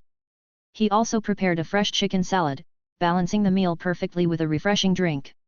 Every so often, Scott used his enhanced hearing to check on the conversation between Melissa and Allison, pleased to hear their laughter. Satisfied that they were getting along, he decided to give them their space. When Scott finished cooking, he wiped his hands, plated the food, and stepped into the living room. He stopped short, smiling at the sight before him. Melissa, still in her wolf form, had her massive head resting in Allison's lap while Allison brushed her fur. Scott chuckled. Ladies, I hate to break up whatever this is, but dinner's ready. Allison smiled warmly, and Melissa growled playfully. Finally. I'm starving. Melissa shifted back into her human form and joined them at the table, where they enjoyed a lively dinner filled with laughter and shared stories. After dinner, Scott and Allison prepared to leave, but Melissa stopped them at the door. She hugged Allison warmly. If he ever bullies you or anything, just tell me. I'll beat his ass for you. Allison giggled, while Scott groaned. Mom, seriously? I'm your son. Melissa turned to Scott, her tone firm. I don't want any other girl as my daughter-in-law. So don't screw this up. Scott saluted with mock seriousness. Yes, ma'am. Melissa smiled at Allison. You're welcome here anytime. Don't be a stranger, okay? Allison returned the smile. Thank you, Melissa. I will. On the drive back to Allison's house, she looked at Scott with a big grin. Your mom is amazing. She's so much fun. Scott chuckled. Yeah, she's one of a kind. What were you two talking about, anyway? Allison smirked. Girls talk. Not telling. She stuck her tongue out at him teasingly. Scott laughed, shaking his head. Allison's smile softened as she gazed out the window. You and your mom are so close. I envy that. You know how my mom is, and Kate, who I used to be close to, turned out to be a murderer. Scott's voice was calm. It was always just me and my mom, that's why we're close. And your mom's not that bad, she's just a bit tense.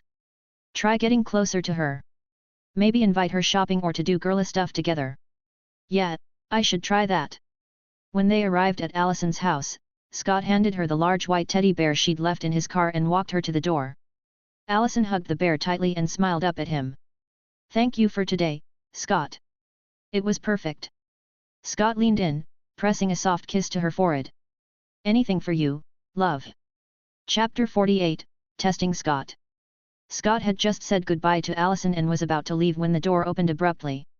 Victoria stood in the doorway, her posture sharp as usual, but with a more welcoming expression than he'd seen before. Scott, thank you for bringing Allison home. She said, her eyes narrowing slightly. Although, it's a bit late. Sorry about that, Mrs. Argent. Scott replied with a polite smile. Well, as long as you two are safe, it doesn't matter. Victoria said, her voice softening a little. Why don't you come in, Scott? Scott hesitated, glancing at Allison, who looked a little uncomfortable. No, Mrs. Argent, I have to head back home. But Victoria wasn't having it. She insisted. But I insist. We didn't talk much last time. Allison, clearly upset, interjected, Mom. But Scott quickly stepped in, sensing the shift in mood. It's okay, Allison. Scott said reassuringly. I don't mind talking to your parents for a while. With a smile, he stepped inside, but the moment his foot crossed the threshold, he noticed something strange. The surprise on Victoria's face was unmistakable. He looked down at the floor and saw the unmistakable signs of mountain ash scattered around the doorframe. Scott couldn't help himself. He grinned. Oh, Mrs. Argent, it seems there's some black dirt at the front of your door. Victoria's face shifted in a mix of surprise and irritation, but before she could respond, Scott looked up and turned to Chris, who had appeared behind his wife. Uncle Chris. Scott said with a chuckle. As the man of the house, you should help out more. Clean the front door from time to time. Don't let Mrs. Argent do all the work, she's only one person. Chris glared at him, his expression turning stern. Mind your own business, you punk. Scott smirked, unfazed, and walked past them into the living room. He made himself comfortable, and shortly after, Victoria and Chris followed him in, with Victoria holding 4 cups of tea. She handed one to Scott with a knowing smile.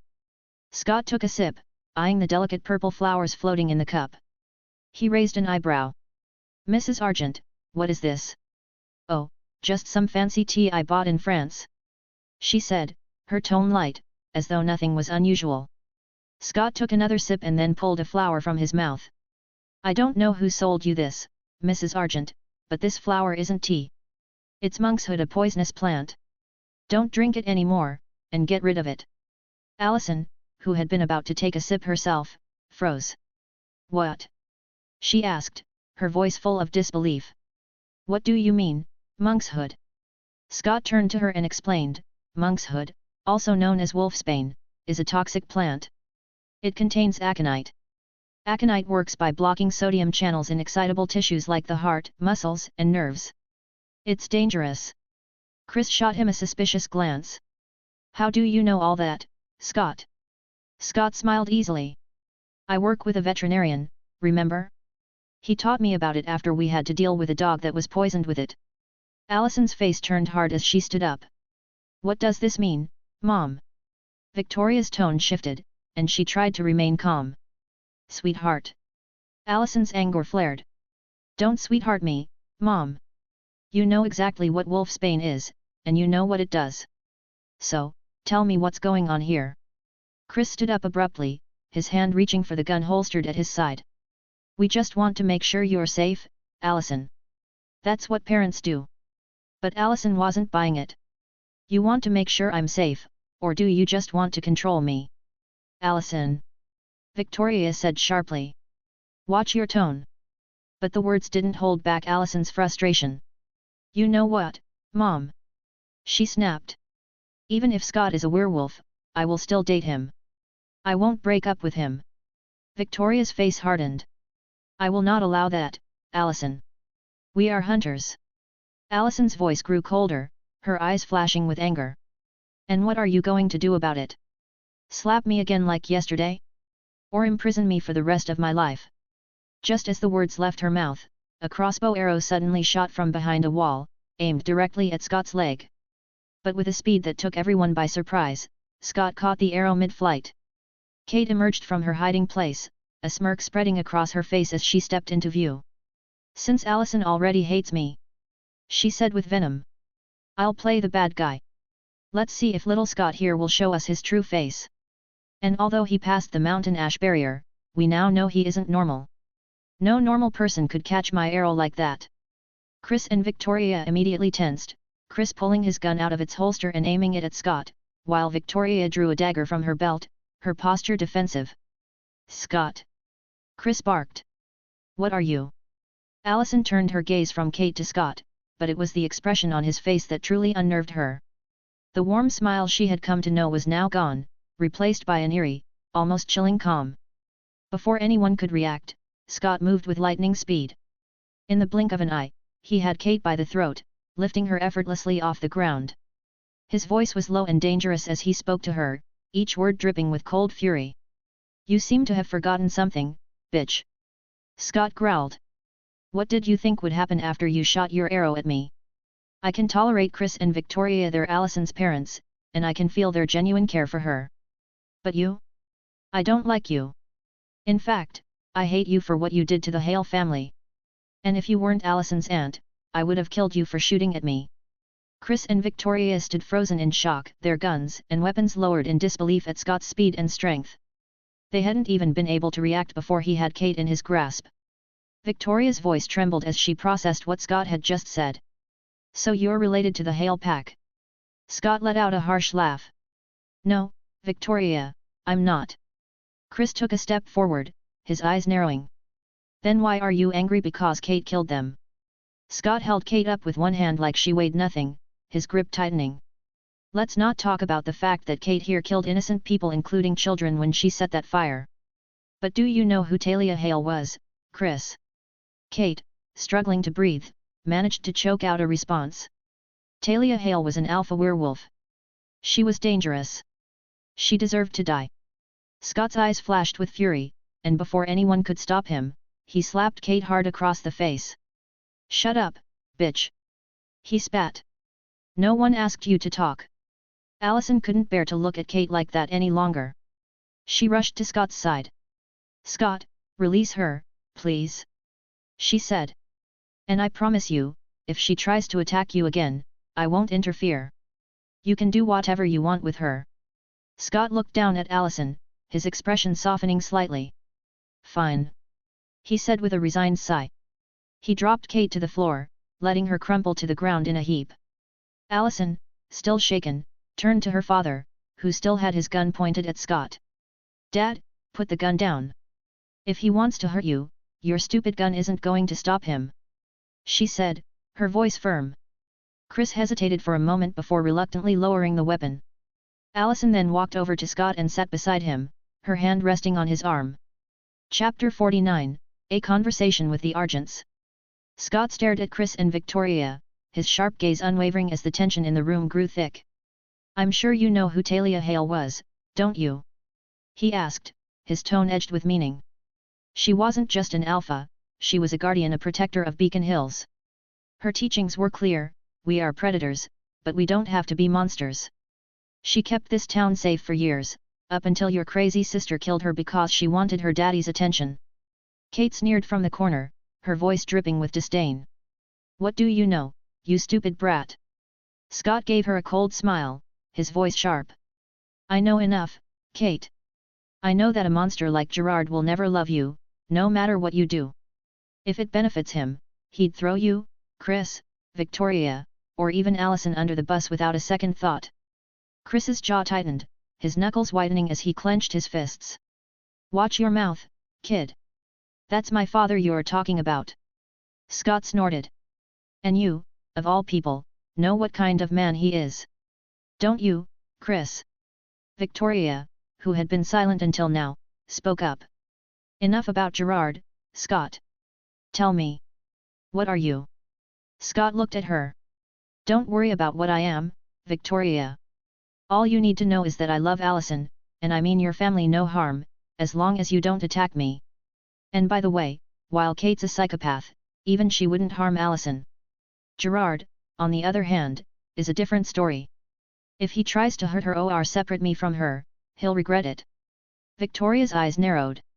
Call me Mrs. Argent, kid.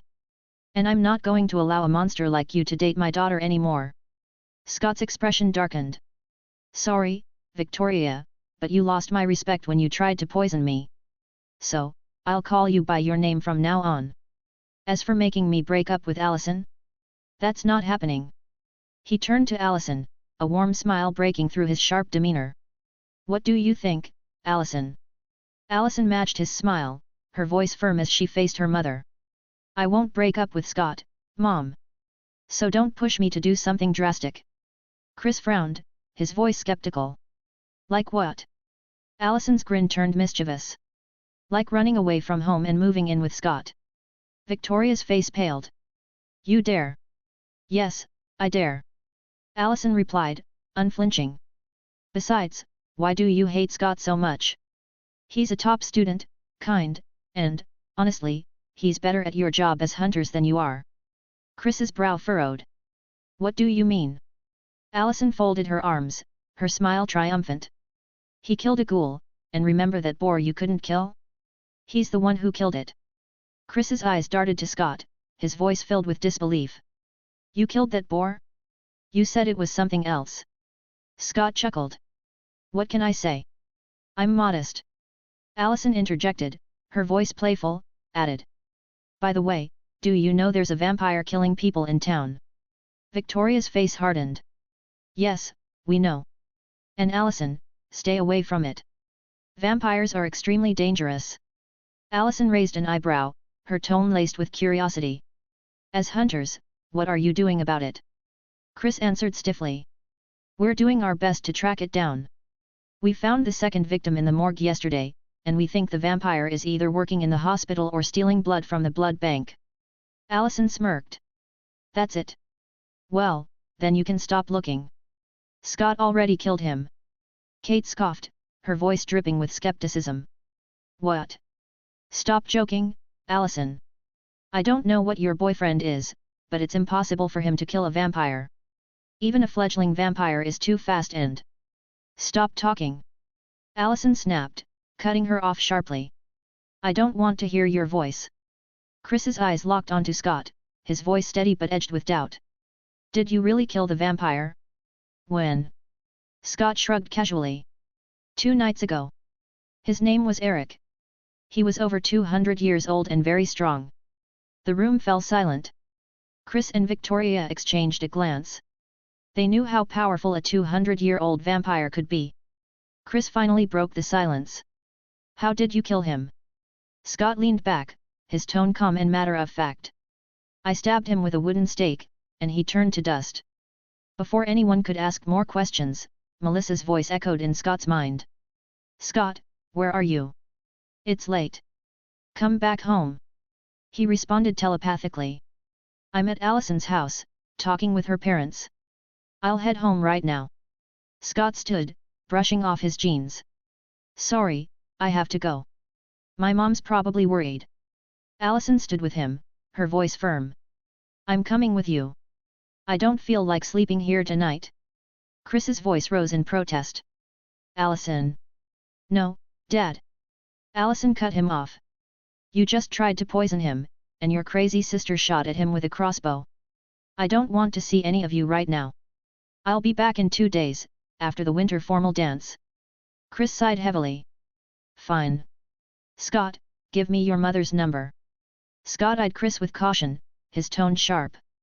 No, I won't give you my mom's number. He paused, then smirked.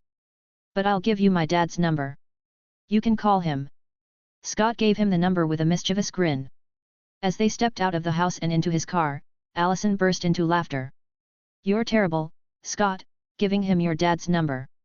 Scott grinned as he started the car. I wonder how awkward their conversation will be.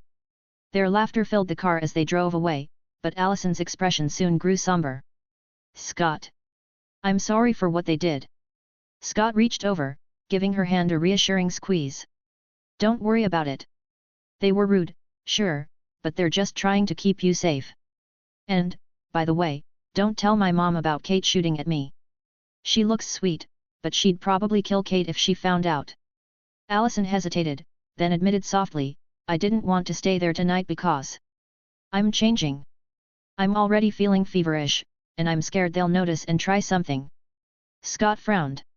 I don't think they'd hurt you. I'm not afraid of that. Allison replied.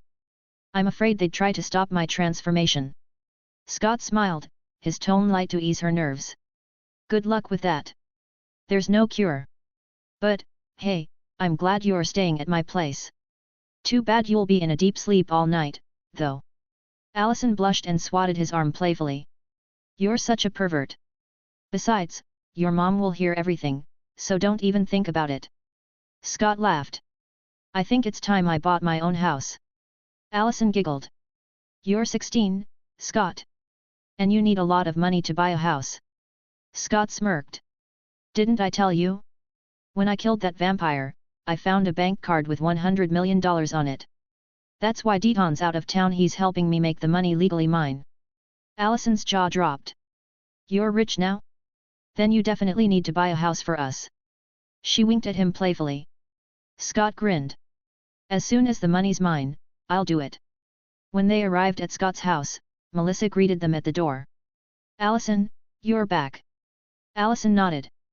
I didn't want my parents to notice. I'm changing tonight. Melissa's expression softened. I see. You look like you could use some rest. Scott spoke up. She'll stay in my room. I'll keep an eye on her and make sure she's okay. Allison smiled, then headed upstairs to Scott's room, exhaustion taking over. She climbed into his bed and fell asleep almost instantly. Scott pulled up a chair beside the bed, watching her closely, ensuring she was safe through the night. Chapter 50, Changes in Connections. Allison woke with a jolt, her body tingling with newfound strength. Her senses sharper, the world around her more vivid. A faint sheen of sweat covered her, and she wrinkled her nose at the new sensitivity to her own scent. Without a second thought, she slipped out of bed and headed to the bathroom. Scott stirred in the chair where he had spent the night watching over her. When he noticed Allison heading to the bathroom, he stretched and followed her, leaning casually against the doorframe. Morning, he said with a teasing grin.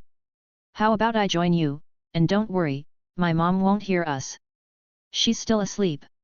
Allison turned, raising an eyebrow at him. Really? But what if SH? Scott stepped forward and kissed her, cutting her off with a smirk. Relax, she won't be waking up anytime soon. Later, when they finally made their way downstairs, Melissa was waiting in the kitchen with a cup of coffee in hand and a knowing smile on her face. Well, good morning. She greeted, her eyes flicking between the two of them. You look okay, Allison. I was a bit worried, but it seems I was worried for nothing. Allison's face turned bright red as she shot Scott a glare, pinching his arm hard. You said she was still sleeping. She hissed. Scott winced, rubbing the spot. Ouch. Allison, you have super strength now, remember? I remember. Allison said with a smirk. I just don't care. Melissa chuckled, shaking her head as she placed breakfast on the table. The three of them sat down to eat, the mood light and relaxed. At school, the morning passed quickly. Before lunch, Scott leaned over to Allison and whispered, how about we help Styles ask Lydia to the formal tomorrow? Allison's face lit up. That's a great idea. I'll talk to Lydia and convince her to give him a chance. You handle Styles. With the plan set, Scott found Styles later and gave him a pep talk. Come on, dude. Just ask her. What's the worst that could happen? Styles groaned. You mean besides her laughing in my face? Scott patted his shoulder. She won't. Trust me. Meanwhile, Allison approached Lydia, who was sitting alone with her books. Hey, Lydia. Allison began, her tone casual. You know, Styles really likes you. Maybe you should give him a chance. He's a great guy, even if he's a little. Styles? Lydia hesitated, twirling a strand of her hair. I don't know, Allison. I mean, he's nice, but... Just one dance? Allison encouraged with a smile. You might surprise yourself. By lunchtime, Styles worked up the courage. Marching straight up to Lydia in the cafeteria, he asked, Lydia, will you go to the formal with me tomorrow? After a long pause, Lydia sighed and nodded. Fine. She said, her tone reluctant but not unkind. Styles froze for a moment before pumping his fist in the air and shouting. Yes. The entire cafeteria turned to stare, and he quickly ducked his head, sitting back down. Please don't regret it. He added sheepishly. And Lydia just rolled her eyes at him. After school, Scott suggested. How about we all go shopping for the formal? Styles agreed. But we need to swing by your house first to grab some money, though. The group headed to Scott's house. When they arrived, Melissa was by the door. She pulled Allison into a warm hug. Allison. How was school? Allison giggled. Hi, Melissa. School was great. Scott crossed his arms, feigning offense. Mom, I'm your son. Melissa glanced at him with a playful smirk. Oh, hey, Scott. I didn't see you there. Her attention shifted to Lydia, and she raised an eyebrow. And who's this? Styles' girlfriend. Lydia blinked, startled. What? No. Like I'd date a dork like him. I'm just his date for the formal. She said arrogantly. Melissa's smile vanished. Well, I've known Styles since he was a kid, and let me tell you, he's a good kid. Honestly, I think he deserves someone better than you. And another thing, young lady, when you're in someone's house, show some respect. The world doesn't owe you anything. Remember that. Lydia's cheeks flushed. Scott and Styles exchanged a look, and Scott gave Allison a wink. Allison caught on and quickly ushered Melissa into the kitchen. Scott turned to Styles. Let's go get the money. Lydia, wait here. We'll be right back. Upstairs, Styles let out a breath. Your mom doesn't like Lydia, hey? Scott shrugged. She's just looking out for you. You know how she is. What do you think she'd do if either of us talked to her like that? Styles shuddered. She'd probably hoop our asses. Or worse, Mexican Melissa would make an appearance. Scott laughed nervously. Let's not think about that. Just grab the money so we can go. Scott took the money he got from Eric's safe. How much do girls' clothes even cost? Styles scratched his head. No idea. Let's take 4,000 each. It is better to have it and not need it. Scott raised an eyebrow. We need to buy suits too. Meanwhile, in the kitchen, Lydia lingered awkwardly. Ms. McCall? I'm sorry about the way I talked to you earlier. And I wasn't trying to look down on Styles or anything, even if he is a bit of a dork. Honestly, he, Scott, and Allison are my only real friends. It's just... She hesitated, her voice trembling. My parents just got divorced, and they won't stop fighting. I broke up with my boyfriend recently, and I don't even know why. The worst part is... I think I still love him. Her voice broke, and tears began streaming down her face. Melissa's expression softened as she pulled Lydia into a comforting hug. Sweetheart, I'm sorry if I lashed out at you too, you're carrying a lot on your shoulders. I can't imagine how hard that must be. But for what it's worth, you've got friends here who care about you. And if you ever need someone to talk to, my door is always open. Allison joined the embrace, and for a moment, the three women stood there, united in a quiet moment of understanding. Melissa said gently. How about this, we'll have a girls' day out. No boys, no drama, just shopping and fun. Allison smiled. It'll be good for you. Lydia. Lydia nodded. Yeah. That sounds nice. When Scott and Styles came downstairs, they found Melissa and Allison hugging a crying Lydia. Both boys froze, their faces full of confusion. Styles pointed awkwardly. What's going on here? Melissa pulled back from Lydia and turned to them. Change of plans, boys. I'm taking Allison and Lydia shopping. Scott blinked. What? Why? Melissa raised an eyebrow. Because I said so. Is there a problem? Both Scott and Styles instantly shook their heads. No, ma'am, they said in unison. As Melissa and the girls prepared to leave, Melissa walked up to Scott and Styles, holding out her hand expectantly. Scott blinked. What? Money, you idiot. Melissa said, rolling her eyes. Styles opened his mouth. Didn't you say you were tack? But he stopped mid-sentence at the sharp look Melissa shot him. He coughed awkwardly. How much do you need again? Melissa smiled sweetly. Give me 1,000, no, 2,000 each. You still have the money from Eric, right? Mom, this is extortion. Scott complained. Melissa's smile grew wider. Did I say 2,000? I meant 3. Both boys groaned in defeat, handing her $2,000 each. Good boys. Melissa said, tapping their cheeks lightly before tossing the money into her bag. She stepped into the garage and drove out in a sleek black Dodge Charger. Styles gawked. When did she buy a new car? Scott shrugged. I don't know. She said she'd get one after I told her about the money in that bank card. Styles whistled. Your mom's going wild, man. Scott smirked. Tell me about it. Yesterday, she told me to start calling her sister. Styles laughed. What? Scott grinned. As long as she's happy, she can do whatever she wants. But no dating, though. Styles chuckled. Good luck with that. She looks 20 now. If she wasn't your mom, even I'd. Before Styles could finish, he felt a shiver run down his spine. Scott's eyes glowed red, fangs and fur appearing around his jawline. Scott growled. I dare you to finish that sentence, Styles. By tomorrow, there'd be one less person on this planet due to an animal attack. Styles held up his hands. Hey, calm down, buddy. I was just joking. You know I think of your mom like a mother. She practically raised me. Why are you still growling? Are you losing control? Scott grinned wickedly. Maybe. Shit. Styles muttered under his breath. I always knew my jokes would get me killed one day. Without another word, he bolted back into the house. Scott snorted, reverting to his normal form, and headed to the kitchen to make himself a sandwich.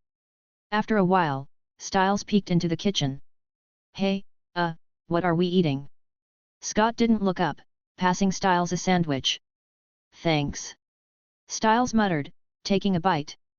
Then he hesitated. Hey, Scott. Can you give me the bite now? Scott grinned, his eyes gleaming mischievously. My pleasure. I'm gonna enjoy this. Styles frowned. Wait. Is there a catch or anything? Scott's grin widened. Nah. Just pain. Reluctantly, Styles extended his arm. Fine. Let's get it over with. But seeing Scott's wolfish smile, Styles yanked his arm back. You know what? Never mind. He turned to run, but Scott pounced, his eyes glowing red as his fangs sank into Styles' arm. Ah! That hurt! Styles screamed. Satisfied, Scott walked back to the kitchen, rinsed his mouth, and calmly finished his sandwich, leaving Styles groaning on the floor. After a moment, Styles stumbled into the kitchen, holding his arm. You could have been gentle, man. Scott snorted. Even when I bit my mom and Allison, they didn't act like you. Keep this up, and you'll turn into a husky instead. Hey, it really hurt. Styles protested. Then his eyes narrowed. Wait, you turned Allison? What about her family? They're hunters. They won't hurt her. Scott said. Sure. Styles replied. But what about you? They'll take their anger out on you for turning her. Scott smirked, his eyes flashing briefly. They can try. All right, all right. Styles said, shaking his head. Let's just go get some suits for tomorrow. Bandage that arm first. Scott glanced at Styles' arm. And we need to stop by the clinic to feed the animals. Chapter 51, The Mysterious Woman. The mall was buzzing with life as Melissa, Allison, and Lydia moved through the stores, arms loaded with shopping bags. Melissa led the way. Allison and Lydia laughed and chatted as they followed her. After hours of shopping, Melissa checked her watch and suggested they catch a movie. The girls quickly agreed, eager to wind down. As they sat in the dimly lit theater, snacking on popcorn and sipping sodas, Melissa glanced at Lydia. She noticed how the young woman seemed more relaxed. The movie ended, and the trio strolled back to the parking lot. As they approached Melissa's car, she suddenly froze. A chill ran down her spine. Her instincts screamed at her danger was near. Turning slowly, she spotted a tall, beautiful woman with long dark hair and piercing green eyes walking toward them. Melissa's stomach clenched. There was something unnatural about the woman, something that made her heart race and her instincts flare. She took a deep breath, steadying herself. "Allison, Lydia, get behind me," she said firmly, her voice low but commanding. The girls obeyed without question. The woman stopped a few feet away, her lips curving into a slow, predatory smile. "Can I help you with something, miss?" Melissa asked, keeping her tone steady despite the tension radiating through her body. The woman tilted her head, her smile widening. "No, I just thought I'd have you three for dinner." Melissa narrowed her eyes, refusing to flinch. "No thanks. We've already had dinner, and none of us is into women. Goodbye." Turning to Allison, Melissa said sharply. "Get Lydia in the car. Now." Lydia opened her mouth to protest, but Allison grabbed her arm and began pulling her toward the car. "Let's go," Allison said, her tone urgent. Lydia frowned, confused, but didn't resist. What she didn't know and Allison did was that Melissa's entire body was tense, coiled like a spring, ready to fight. Allison's heightened senses were buzzing. She could feel the danger rolling off the mysterious woman like waves. As she and Lydia climbed into the car, Allison kept her eyes on the woman. Melissa climbed into the driver's seat and started the engine. Glancing in the rearview mirror, her suspicions were confirmed. The woman was getting onto a sleek black motorcycle and following them. "She's still following us," Allison said, her voice tight. Lydia glanced behind them, puzzled. "What is going on?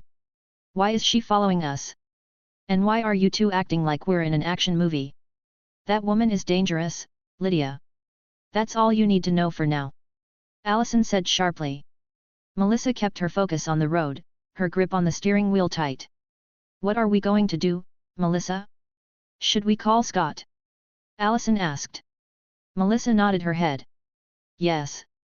Something tells me she's going to make her move once we're on the road near the woods. Then I'll call him and tell him to wait for us," Allison offered, pulling out her phone. Melissa shook her head. "Don't bother. I'll tell him myself." Allison's eyes widened in realization. "Oh, right. I forgot you can do that." Lydia frowned. "Do what? How can she call Scott without a phone? And shouldn't we be calling the sheriff instead?" Allison turned to Lydia, exasperated. "Lydia, you saw that thing in the video store. What do you think that was?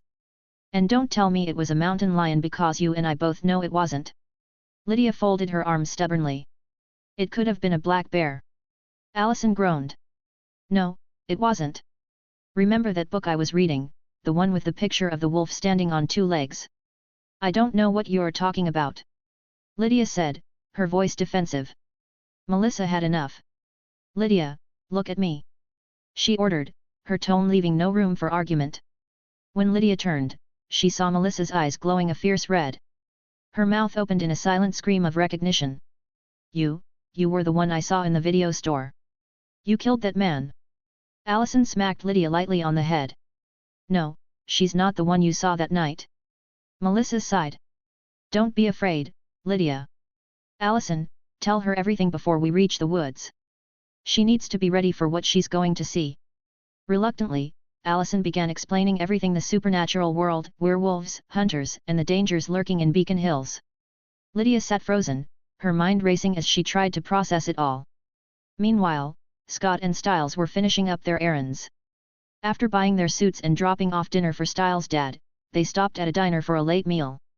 They were halfway through their burgers when Scott suddenly froze. Melissa's voice echoed in his head, "Scott, can you feel where I am?" Scott closed his eyes, focusing. "Yes, I can feel your location." "You're driving, right?" Her voice came again. "Hurry to the Beacon Hills Preserve. I'll meet you there. There's a woman following me and the girls, and I think she's going to attack us. I can fight her, but I need you to be there just in case." Scott's eyes snapped open, glowing faintly red for a moment. "All right. I'm heading there now," he replied. Styles noticed the change in Scott immediately. "What's wrong?" he asked, putting down his fries. "Someone's going after my mom and the girls," Scott said, standing up abruptly. Styles was already grabbing his jacket. "Let's go," he said without hesitation. The two hurried to Scott's car, speeding toward Beacon Hills Preserve. Scott's jaw was clenched, his mind racing. He knew the timeline of events had been altered because of his presence. He didn't know who the woman following his mom was, but it didn't matter. Whoever she was, she had made a mistake targeting his family. Styles glanced at Scott. "So, what's the plan when we get there?" Scott's lips curled into a smile. "Simple. My mom wants to fight her, so we just watch from the shadows and protect the girls. And if my mom couldn't beat her, I will take care of her myself." Back in Melissa's car, Lydia was processing the shocking revelations. "Supernatural creatures are real? This is insane," she said, shaking her head. Allison smiled softly. "Honestly, you're handling it better than I expected." Lydia sighed, her voice softening. "I'm just relieved I'm not crazy. Thank you for telling me the truth. Since that night in the video store, I've been trying to convince myself it was just a mountain lion. But every time I close my eyes, I see that Mons, werewolf or the guy he killed. I haven't slept properly in days. Sleep aids are the only way I've managed." Melissa glanced at her in the rearview mirror. "What about your parents? Did you tell them anything?" Lydia let out a bitter laugh. "My parents? They just got divorced and are still tearing into each other. If I told my mom, she'd think I'm acting out or, worse, send me to a mental hospital." Melissa winced. "That bad, huh?" "I'm sorry about that, Lydia." Allison chuckled dryly. "Not like we're competing or anything, but my parents hunt people with powers, although they say they only hunt the evil ones, and my aunt is, well, a murderer." Melissa couldn't help but laugh. "Thank God for me and Scott. We're just your average, happy family. What kind of mother sends her kid to a mental hospital for being scared? And Allison, let's not even start with your family issues." Allison grinned. "Stop gloating, Melissa. Lydia and I are bonding over our misery back here." Melissa and Allison burst into laughter, and even Lydia managed a small smile before cutting in. "You two do remember there's a psycho chasing us right now? She said she wanted to have us for dinner, and I'm pretty sure she wasn't joking." Allison waved her off playfully. "Don't worry. You just have to enjoy the show later." Lydia frowned, clearly still uneasy. "Why aren't you even a little worried?" Melissa smirked, her eyes flicking to the rearview mirror again.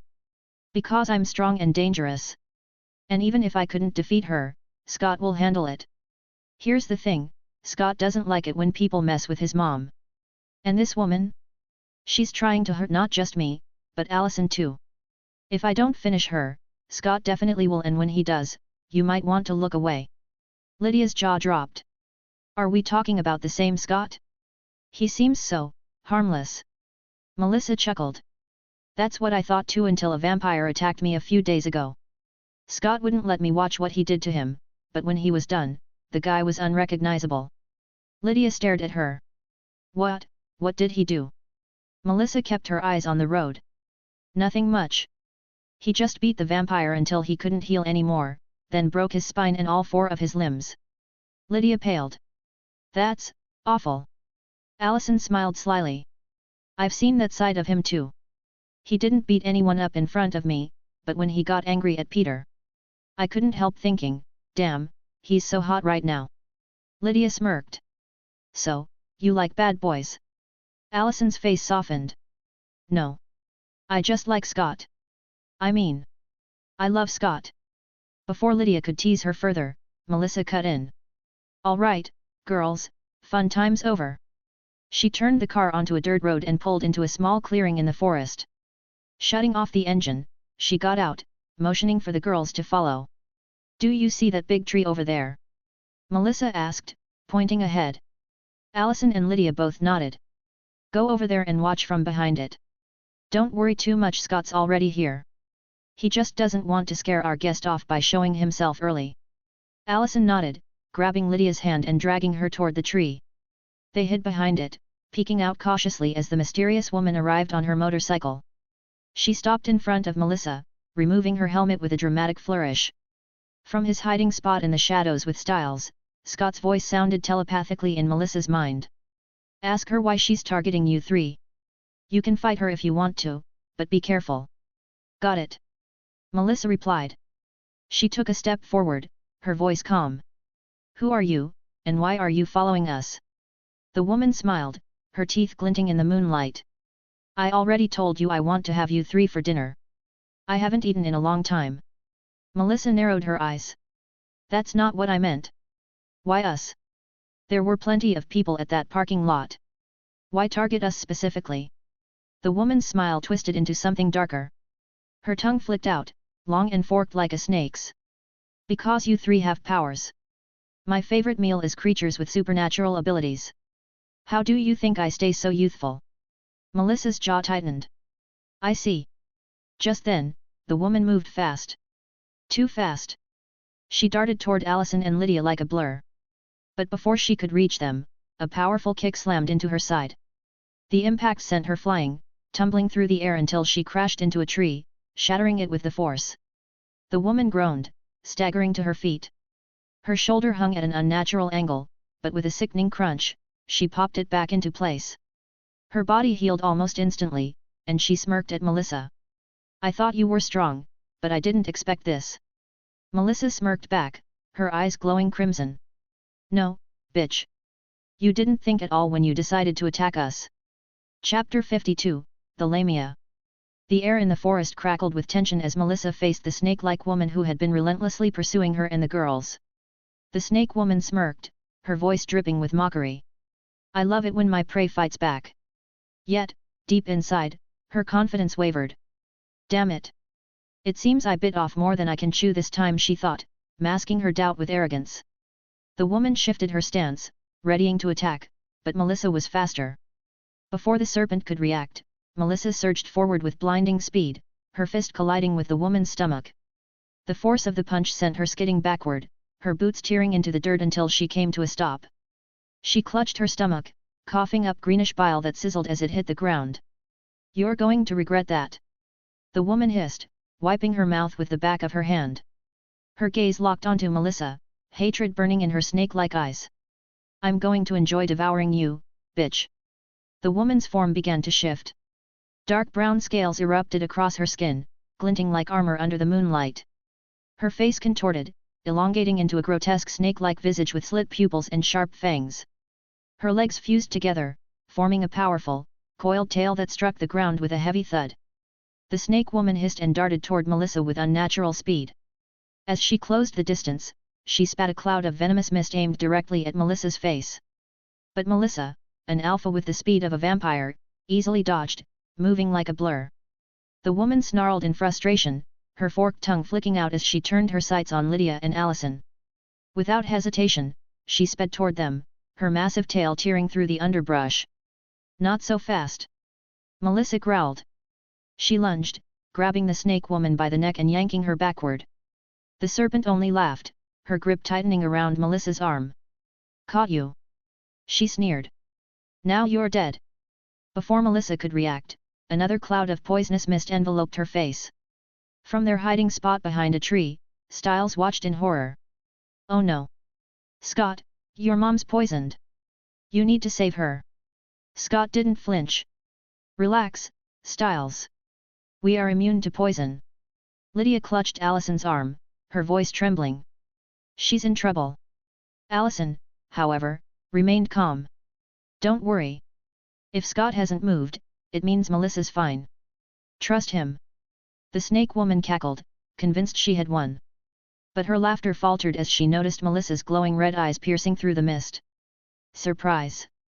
Melissa growled, her voice low and menacing. She released the woman's neck, rearing back and delivering a crushing punch to her face. The serpent staggered, stunned, as Melissa's body began to transform. Her stature grew taller, her muscles more defined. Grey fur sprouted across her body, and a majestic tail unfurled from her back. Her face shifted into a wolf-like form, fierce yet majestic. Standing fully transformed, Melissa radiated a commanding presence that was both beautiful and terrifying. Lydia's jaw dropped. She looks incredible. Allison nodded, her lips curving into a small smile. I can't wait to be like her. Melissa wasted no time. Grabbing the woman by her tail, she leapt high into the air nearly 6 meters before slamming her adversary into the ground with earth-shaking force. The snake woman cried out, her body embedding into the soil, bones cracking audibly. She coughed up blood, her healing abilities already working to mend her injuries. Yet Melissa didn't let her guard down, standing ready for the next attack. With a hiss, the snake woman began to shift once more. Her body expanded, growing into a monstrous 15-meter-long snake. Coiling herself, she hissed, her massive form towering over Melissa. With lightning speed, the snake lunged, her mouth wide open trying to swallow Melissa. Melissa barely dodged, countering with a powerful kick to the snake's head. The impact sent the serpent rolling, writhing in pain. And Melissa just watched with a triumphant smile. From the shadows, Scott's voice echoed in Melissa's mind. What are you doing, Mom? Keep hitting her until she stops moving. And remember, snakes like to play dead, so be careful. Melissa coughed awkwardly. Got it. Refocusing, she dashed toward the serpent, her claws gleaming. Melissa moved with calculated precision, her strikes were relentless, tearing through the snake's armored scales. The snake woman hissed in agony, her healing slowing with each strike. Desperation crept into her movements as she realized she was going to die here if she didn't escape. But as she slithered away, she found herself face to face with Scott. Going somewhere? He asked. The snake lunged at him, her massive jaws snapping. Scott sidestepped effortlessly, delivering a devastating punch to her head that left her reeling. The serpent collapsed, her enormous form shrinking until she reverted to her human shape. Naked and battered, she lay on the ground, panting heavily. Yet even in defeat, she didn't give up. A seductive smile spread across her lips as a pink mist began to seep from her mouth. The mist swirled around Scott, carrying a sweet, intoxicating scent. The snake woman's voice was a sultry purr. No man can resist my charm. You're mine now. Scott inhaled the mist without hesitation, his expression unchanging. The woman's confidence faltered as she realized something was wrong. Scott chuckled, unimpressed. Nice try. He reached down, grabbing her by the hair and dragging her back toward Melissa, who had returned to her human form and stood beside Allison and Lydia. The snake woman began begging for mercy, her voice trembling. Please, spare me. I'll leave your territory tonight. I swear I didn't know this town had an owner. Scott didn't let her go, his voice cold. What are you? The woman stammered, her snake-like eyes wide with fear. I am a lamia. From behind Melissa, Styles peeked out. Wait, a lamia? You mean the monster who loves to eat children? That lamia? The lamia shook her head frantically. No. I've never eaten children before. Allison's sharp tone cut through her lie like a blade. She's lying. Her heartbeat just spiked. I heard it. The lamia flinched. Okay. I only ate a few, and they were all infants. I swallowed them whole, they didn't feel any pain. Allison's face twisted in disgust. Vile, disgusting bitch. Kill her, Scott. The lamia whimpered, her tone desperate. Please. Don't kill me, and I'll leave Beacon Hills tonight. Please. Styles crossed his arms. So, how many people have you eaten since you got here? Only 3. The lamia whispered, her voice barely audible. Styles smirked sarcastically. Oh, only 3? Well, that changes everything. Scott, let her go. The lamia's face lit up with hope. Really? Styles' expression turned cold as he spat. No, bitch. You deserve to die. How many people and children have you eaten in your life? Scott's smile was grim as he crouched beside her. Let's find out. He drove his claws into the back of her neck, diving into her memories. After a while, Scott took his claws out from the back of her neck and knocked her out with a punch. He stumbled aside, his face pale, and started vomiting. Damn bitch! I only saw her early life, but damn, ugh. Scott retched again, unable to hold back his disgust. Melissa frowned, her concern mixed with curiosity. That bad, hey? Scott wiped his mouth, his voice hoarse. She seduces men, has sex with them sometimes 3 or 4 at the same time, then turns into a giant snake and eats them all. And don't even get me started on the babies. Damn bitch! Melissa's expression hardened as she approached the unconscious lamia. I want to see for myself. Scott raised a hand to stop her. Mom, don't. You'll regret it. Trust me. Melissa ignored him, her curiosity overriding his warning. She inserted her claws into the back of the lamia's neck, her face quickly twisting in horror. Moments later, she ripped her claws out and stumbled back, vomiting. Damn bitch! Melissa muttered, kicking the lamia's limp body in anger. Scott sighed, shaking his head. I told you not to do it, Mom. Anyway, you should absorb her powers. Melissa hesitated, her face a mixture of disgust and doubt. No. I don't want to turn into a snake or worse, become a pervert like her. Scott shook his head. You won't. You'll only absorb her abilities and her strength. Her poison ability could be really useful in a fight. Melissa glanced at Allison. Why don't you absorb her powers, or let Allison do it? Scott explained. I'm already way stronger than her, so it wouldn't do much for me, except maybe her poison ability. And Allison hasn't gone through her first moon yet, she can't absorb powers. Melissa sighed in resignation. Fine. I'll do it. She knelt beside the lamia and drove her claws into the woman's chest. The lamia woke, thrashing and screaming, but Melissa pinned her down with a knee to her stomach and her free hand gripping the lamia's wrists. As Melissa absorbed her powers, the lamia's body began to wither. Her skin shriveled, clinging to her bones until she resembled a dried-up husk. When there was nothing left to take, Melissa stood, pulling her claws free. She inspected her hands, feeling a faint, tingling sensation at her fingertips. I can feel it. My claws can be poisonous if I want them to be. Scott smiled approvingly. That's great, Mom. Now you have another way to fight your enemies. He turned back to the dying lamia. All right, all of you can leave now. I need to finish this and make sure she stays dead. Styles asked. How are you going to do that? Scott smirked. Do you really want to know? The group exchanged uneasy glances but didn't leave. Even Lydia stayed, too frightened to walk away alone. Scott sighed. Fine. I'll break her neck and burn the body. Some creatures don't die easily. With a swift motion, he twisted the lamia's neck, ensuring she was dead. Then they built a fire, and her dried-up body burned like dry wood, the flames consuming her quickly, turning her body to ash. As the fire died down, Scott dusted off his hands. Let's go home. Chapter 53, Lydia's Choice. The night's tension hung in the air as Scott and his group returned to his house. The events in the woods felt surreal. They piled into the living room, exhaustion etched on their faces. Lydia broke the silence, her voice trembling but laced with incredulity. We did just kill a woman and burned her in the woods, right? Scott, sprawled on the couch, shook his head. No, Lydia. We killed a monster that was feeding on humans. Big difference. Melissa, sitting beside Allison, added grimly. Don't forget she was feeding on babies. Poor, sweet, innocent babies. Scott groaned, running a hand down his face. Can we not talk about her anymore? Seriously, after going through her memories, I feel like I need a shower. Actually, scratch that, I feel like I need to pull my brain out and wash it with bleach. Melissa glared at him. Me too. Why didn't you stop me from reading her memories, Scott? I tried, Mom, but you wouldn't listen. Melissa folded her arms. You should have tried harder. Scott sighed, his tone laced with playful sarcasm. You know what? You're absolutely right, Mother. I should have tried harder. My deepest apologies for my failure as your son.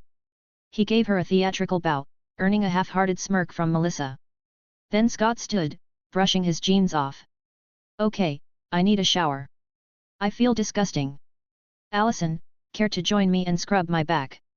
Allison rolled her eyes, tossing a pillow at him. Go away, you pervert. I still haven't forgiven you for what you did this morning. Styles, leaning back in his chair, piped up. I can scrub your back if you want, Scott. Scott gagged, clutching his stomach. Gross, Styles. What is wrong with you? Styles grinned. Hey, I was just trying to help. The room erupted into laughter at Styles' ridiculous comment, the tension easing just a bit. Still chuckling, Scott waved them off and headed to the bathroom. Melissa said she needed a shower too, muttering something about needing to scrub the lamia's filth off her soul. Styles, Allison, and Lydia remained in the living room. Styles broke the silence, leaning forward. So, Allison, I hear you've joined the furry club. You're a werewolf now, hey? Allison nodded. Yet. I don't want Scott to protect me forever. I want to fight by his side. And after tonight? Watching Melissa fight that lamia. That was incredible. I want to be like her too. Yeah, me too. Or at least fast enough to run for my life. Styles joked, rolling up his sleeve to reveal a bite mark. I asked Scott to turn me too. Allison raised an eyebrow. Took you long enough. Styles shrugged. I was afraid of losing control. Scott didn't tell me until recently that his bite is different, that if he turns you, you won't lose control like other werewolves. Lydia, who had been listening quietly, interjected. So all he has to do is bite you, and you turn out like him and Melissa? And there is no chance of losing control. Styles nodded. Exactly. And by the way, welcome to our world. Lydia rolled her eyes, her voice dripping with sarcasm. What a wonderful world. A sudden thought struck Styles. He turned to Lydia, his expression serious. By the way, don't tell Jackson about Allison or Melissa being werewolves. Lydia frowned. Why? Does Jackson know about this stuff? Yeah, he knows Scott's a werewolf, and he's been pestering him to turn him. But Scott won't do it. If Jackson finds out about Allison, he might tell her parents, and that'll get her in trouble. And Scott will not like that at all, although he wouldn't kill Jackson, but, let's just say Jackson might spend the rest of his life in the hospital. Lydia looked unconvinced. Scott would never do that. I hope. Styles smirked. Scott's a nice guy unless you mess with Allison or Melissa. Then you're in deep trouble. Don't take that bet. Allison leaned forward, placing a hand on Lydia's knee. Lydia, don't worry about Jackson. Just promise you won't say anything about us, okay? Lydia hesitated, then nodded. Fine. I won't tell anyone. Allison smiled. Good. Now, what do you think about everything you saw tonight? Lydia exhaled slowly. Honestly? I'm scared. But, a part of me wants to be like you guys. Allison's eyes widened. Do you really want to be like us? Lydia bit her lip, nodding slightly. Not until I heard Styles say you don't lose control. That changes things. Allison grinned. Then you should talk to Scott. He's the alpha. He can decide. At that moment, Scott returned, his hair still damp from the shower. Do you guys want to eat something? He asked, heading straight to the kitchen. Food. Allison replied quickly, following him. I could eat. Same. Styles added. I didn't get to finish my dinner before we went monster hunting. Lydia stood and trailed after them. In the kitchen, Scott took charge, rolling up his sleeves and pulling out ingredients. Lydia stood near the counter, watching with mild surprise as Scott deftly prepared a pot of pasta with shrimp. Melissa joined them just as Scott was tossing the shrimp into the pan, filling the room with the rich aroma of garlic and butter. Plates were soon set out, and everyone gathered at the table, the warmth of food offering a moment of comfort after the night's chaos. As they started eating, Melissa spoke up. Lydia, Styles, call your parents and let them know you are staying here tonight. Styles grinned. Already ahead of you, Melissa. I told my dad earlier when Scott and I dropped off dinner for him. Lydia hesitated. Can I spend the night here? I mean, if it's not a problem. Melissa smiled warmly. Of course, Lydia. Why not? Lydia nodded, pulling out her phone. She stepped into the hallway to call her mom. After a short conversation where she explained she was staying over at a friend's house with Allison, her mom simply said, "Be safe," and hung up. Returning to the kitchen, Lydia resumed her seat, looking thoughtfully at Scott as he twirled pasta onto his fork. "Scott," she said, her voice laced with hesitation. "I want to be like you. Can you give me the bite?" The room fell silent, everyone pausing mid-bite. Scott set his fork down and leaned forward, his eyes meeting Lydia's. "You know what it means to accept the bite from me, right?" Lydia shook her head. Scott sighed, his tone becoming serious. "It's not just about becoming stronger or faster. Accepting the bite means you'll become part of my pack. We won't just be friends, we'll be family, but more than family." Allison and Styles haven't felt the connection yet because they haven't gone through their first full moon. "But my mom? She feels it." Melissa nodded, adding softly, "We can feel each other's emotions. It's hard to explain in words. Let's just say we are connected." Scott picked up the explanation. "And if someone in the pack dies, it's not just like losing a loved one. It's like losing a piece of your soul. Being in the pack means loyalty to me and to everyone else. It means standing with us, and we will fight more monsters like that lamia we killed tonight. This isn't a temporary thing, Lydia. It's for life. Can you handle that?" Lydia looked down, her brow furrowed in deep thought. Finally, she lifted her head, her eyes resolute. "I can do all of that.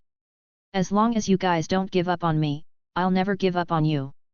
I won't betray you." Scott nodded, a small smile tugging at his lips. "Good. But I need to warn you, there's something already inside you, Lydia. If I give you the bite, you might not turn into a werewolf. You'll become something else." Lydia's breath hitched. "What do you mean, something else? What's inside me? Will I become something evil, like that lamia?" Scott's voice softened. "No, you won't become evil. I promise." Lydia exhaled and held out her arm. "Then bite me." Scott stood and approached her, his eyes glowing red. He leaned down, his fangs extending as he bit into Lydia's arm. She flinched but stayed still, her determination unwavering. Scott pulled back. "It's done. Now, we should all get some sleep. Allison, you'll sleep with me tonight." He smirked at her. Melissa grabbed Scott by the ear and twisted it lightly.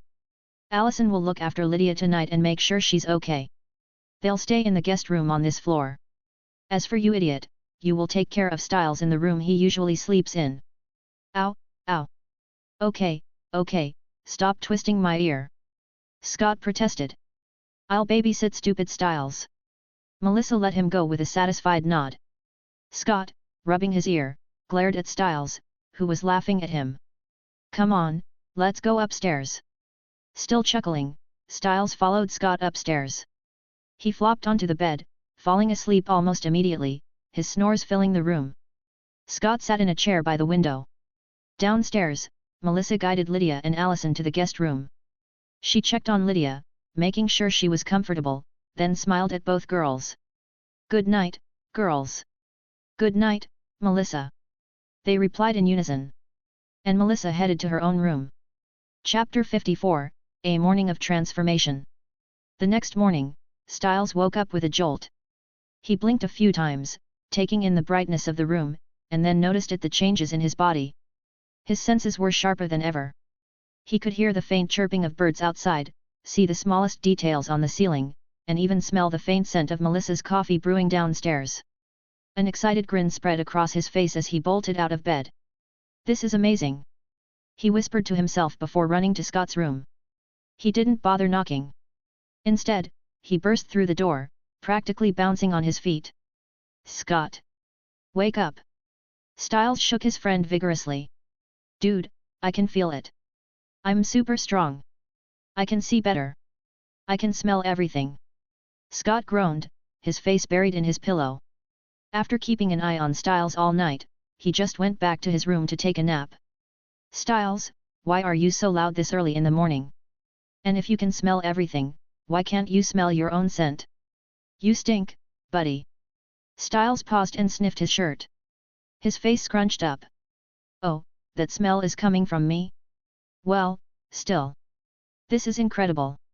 I feel so powerful." I want to go on a morning run in the woods. Scott turned his head slightly, one eye cracked open. Styles, if you don't go take a shower, believe it or not, I'll throw your ass out the window. Fine, I'm going. Styles grumbled but paused before leaving. He leaned closer to Scott with a sly grin. But I wonder how Lydia. Scott shot upright, glaring at him. Styles, get away from me. Disgusting. Styles laughed as he headed out the door. You're really not a morning person, are you? Meanwhile, Lydia woke up in the guest room. Her body felt different, alive with new sensations. But the sweat clinging to her skin made her grimace. Without hesitation, she ran to the bathroom to shower. Afterward, she borrowed some clothes from Melissa. The kitchen was bustling with activity. Scott was finishing up some pancakes when Styles joined, freshly showered and still buzzing with energy. Lydia followed shortly, her hair still damp, and Melissa poured everyone a cup of juice. As they ate, Scott noticed something peculiar about Lydia. The bite on her arm had healed completely, and her presence felt different. Lydia, Scott said, eyeing her closely. Your senses, they're heightened, right? Lydia nodded. Especially my sight. It's like I'm seeing everything in high definition. And I think I've got super strength too. Scott's brows furrowed. This doesn't add up. He thought. In the original Teen Wolf timeline, Peter's bite didn't heal on Lydia, and she definitely didn't gain strength. Something's different now. She's more than just a banshee. Show me your claws. Scott said suddenly. Lydia blinked. My nails. Scott chuckled. No, your claws. Like this.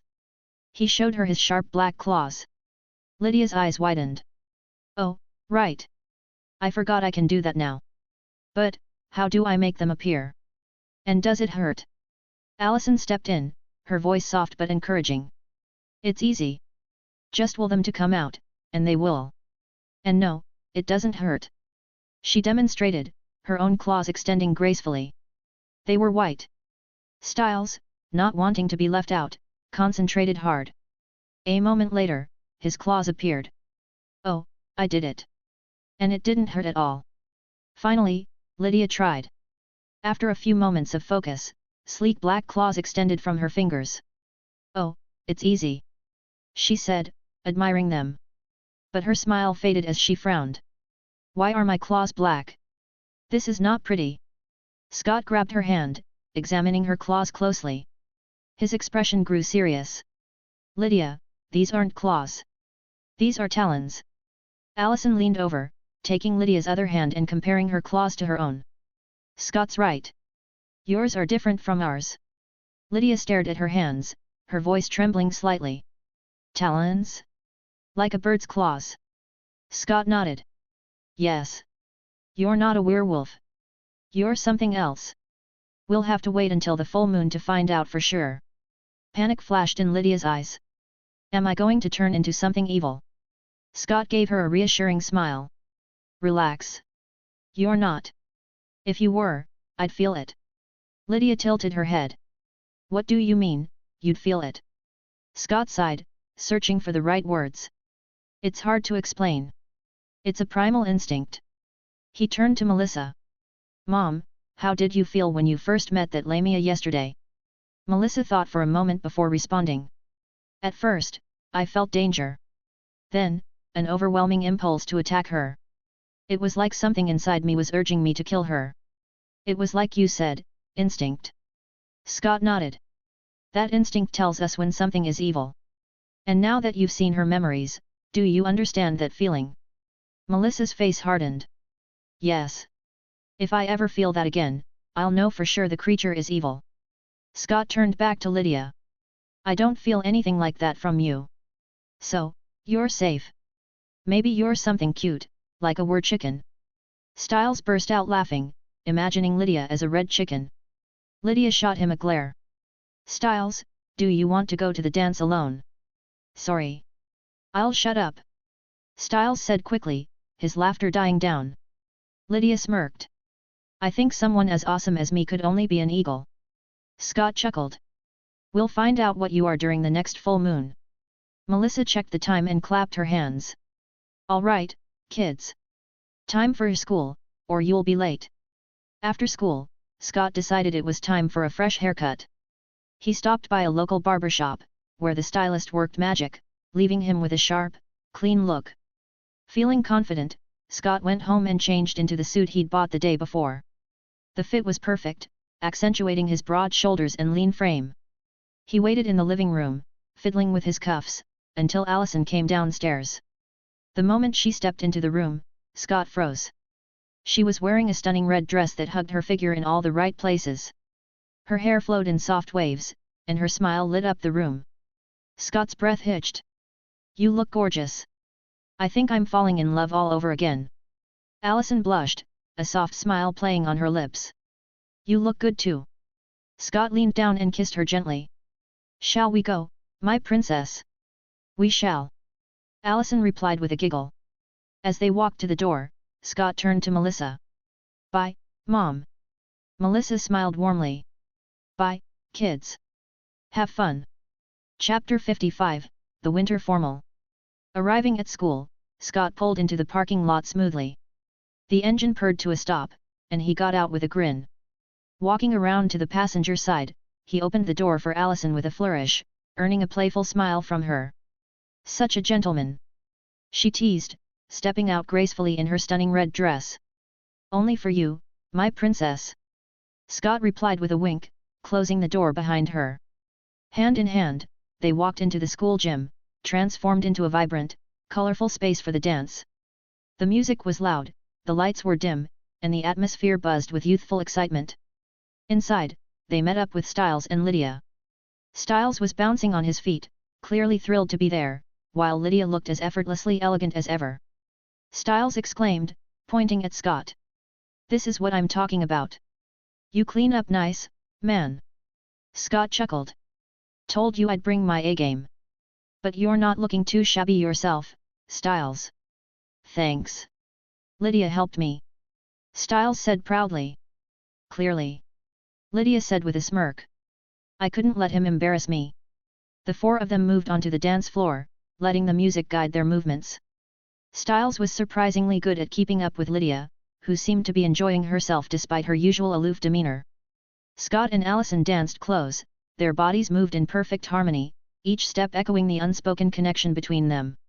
As the soft music enveloped them, Scott gazed into Allison's eyes, the world around them fading into a blur, leaving only the warmth of their shared moment.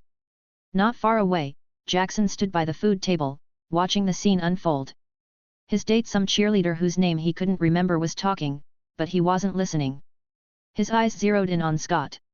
"Why him?" Jackson thought bitterly. "Why does he get to be special while I'm stuck being ordinary?" Jackson shoved his date aside without a word, ignoring her protests, and stormed out of the gym. He headed toward the woods, his frustration bubbling over into a toxic mix of jealousy and self-loathing. Sitting down on a fallen log, he buried his head in his hands.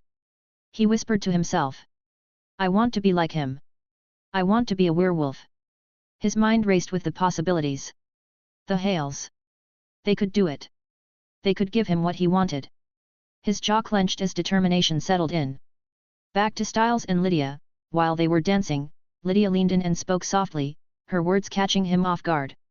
"Styles, I know how you feel about me, but I'm sorry I don't feel the same way." Styles froze for a moment, then shrugged. "It's okay. But did you really have to ruin the moment by saying that?" Lydia smiled, her expression teasing. "How about this? Although we can't date, we could have a one-night stand." Styles stumbled, nearly losing his balance. "A one-night stand? With you?" Lydia nodded, her tone playful. "Yes. Do you want to or not?" Styles gaped, and blurted out. "Does a bear shit in the woods?" "What?"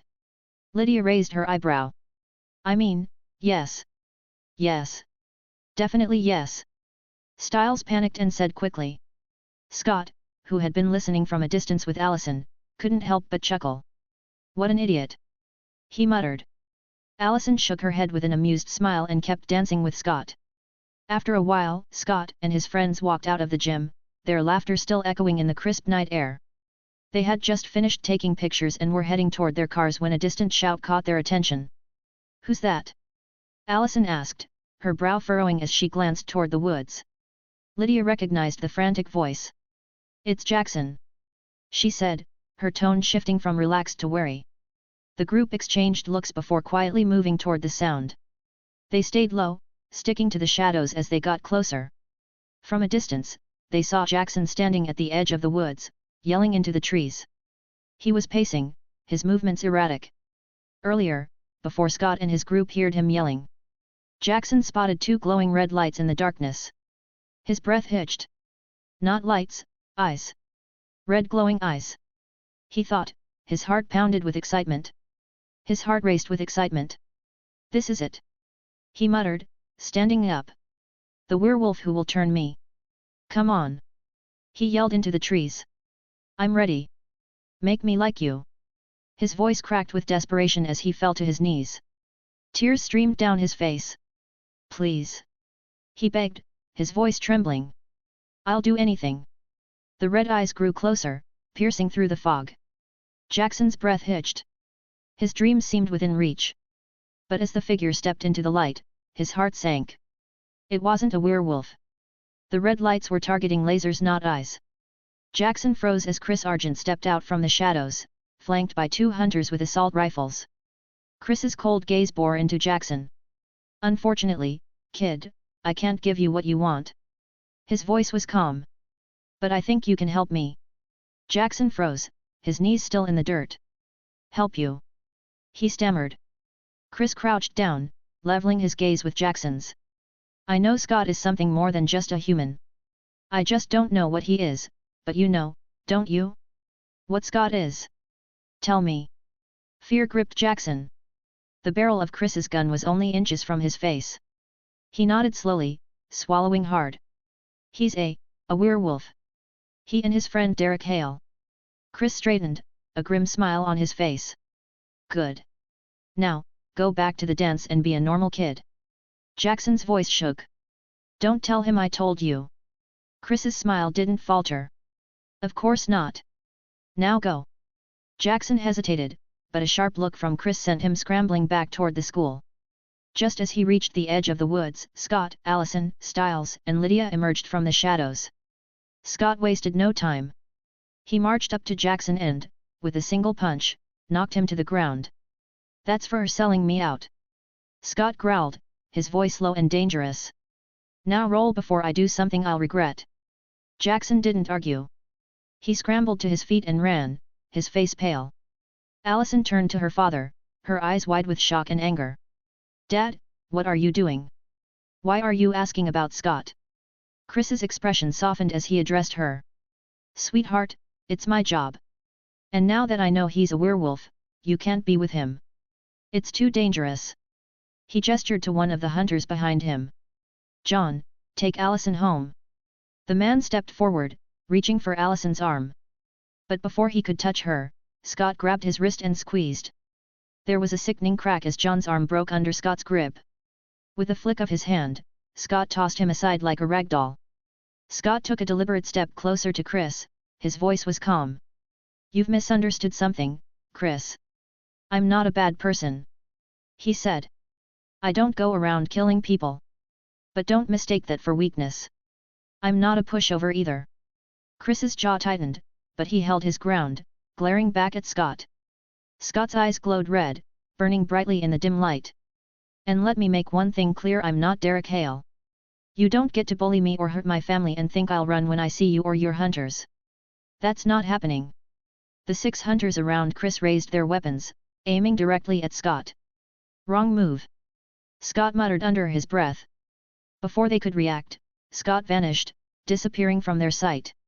In an instant, 2 of the hunters were yanked together, their heads smashing against each other with a sickening thud as they crumpled to the ground.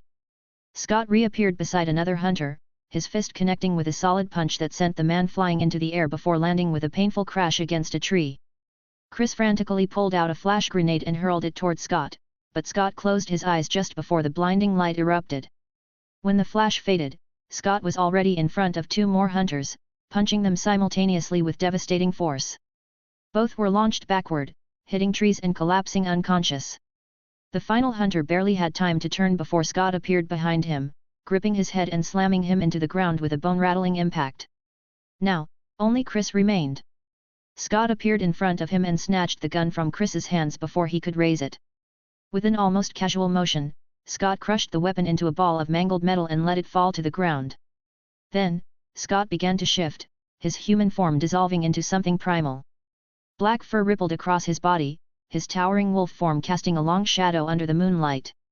Red eyes burned like embers, glowing with an intensity that made Chris freeze. Chris found himself staring up at a massive black wolf, its sharp teeth glinting as it growled in a deep, guttural voice. "Chris, you're not in charge here." The wolf snarled. "Beacon Hills is my territory.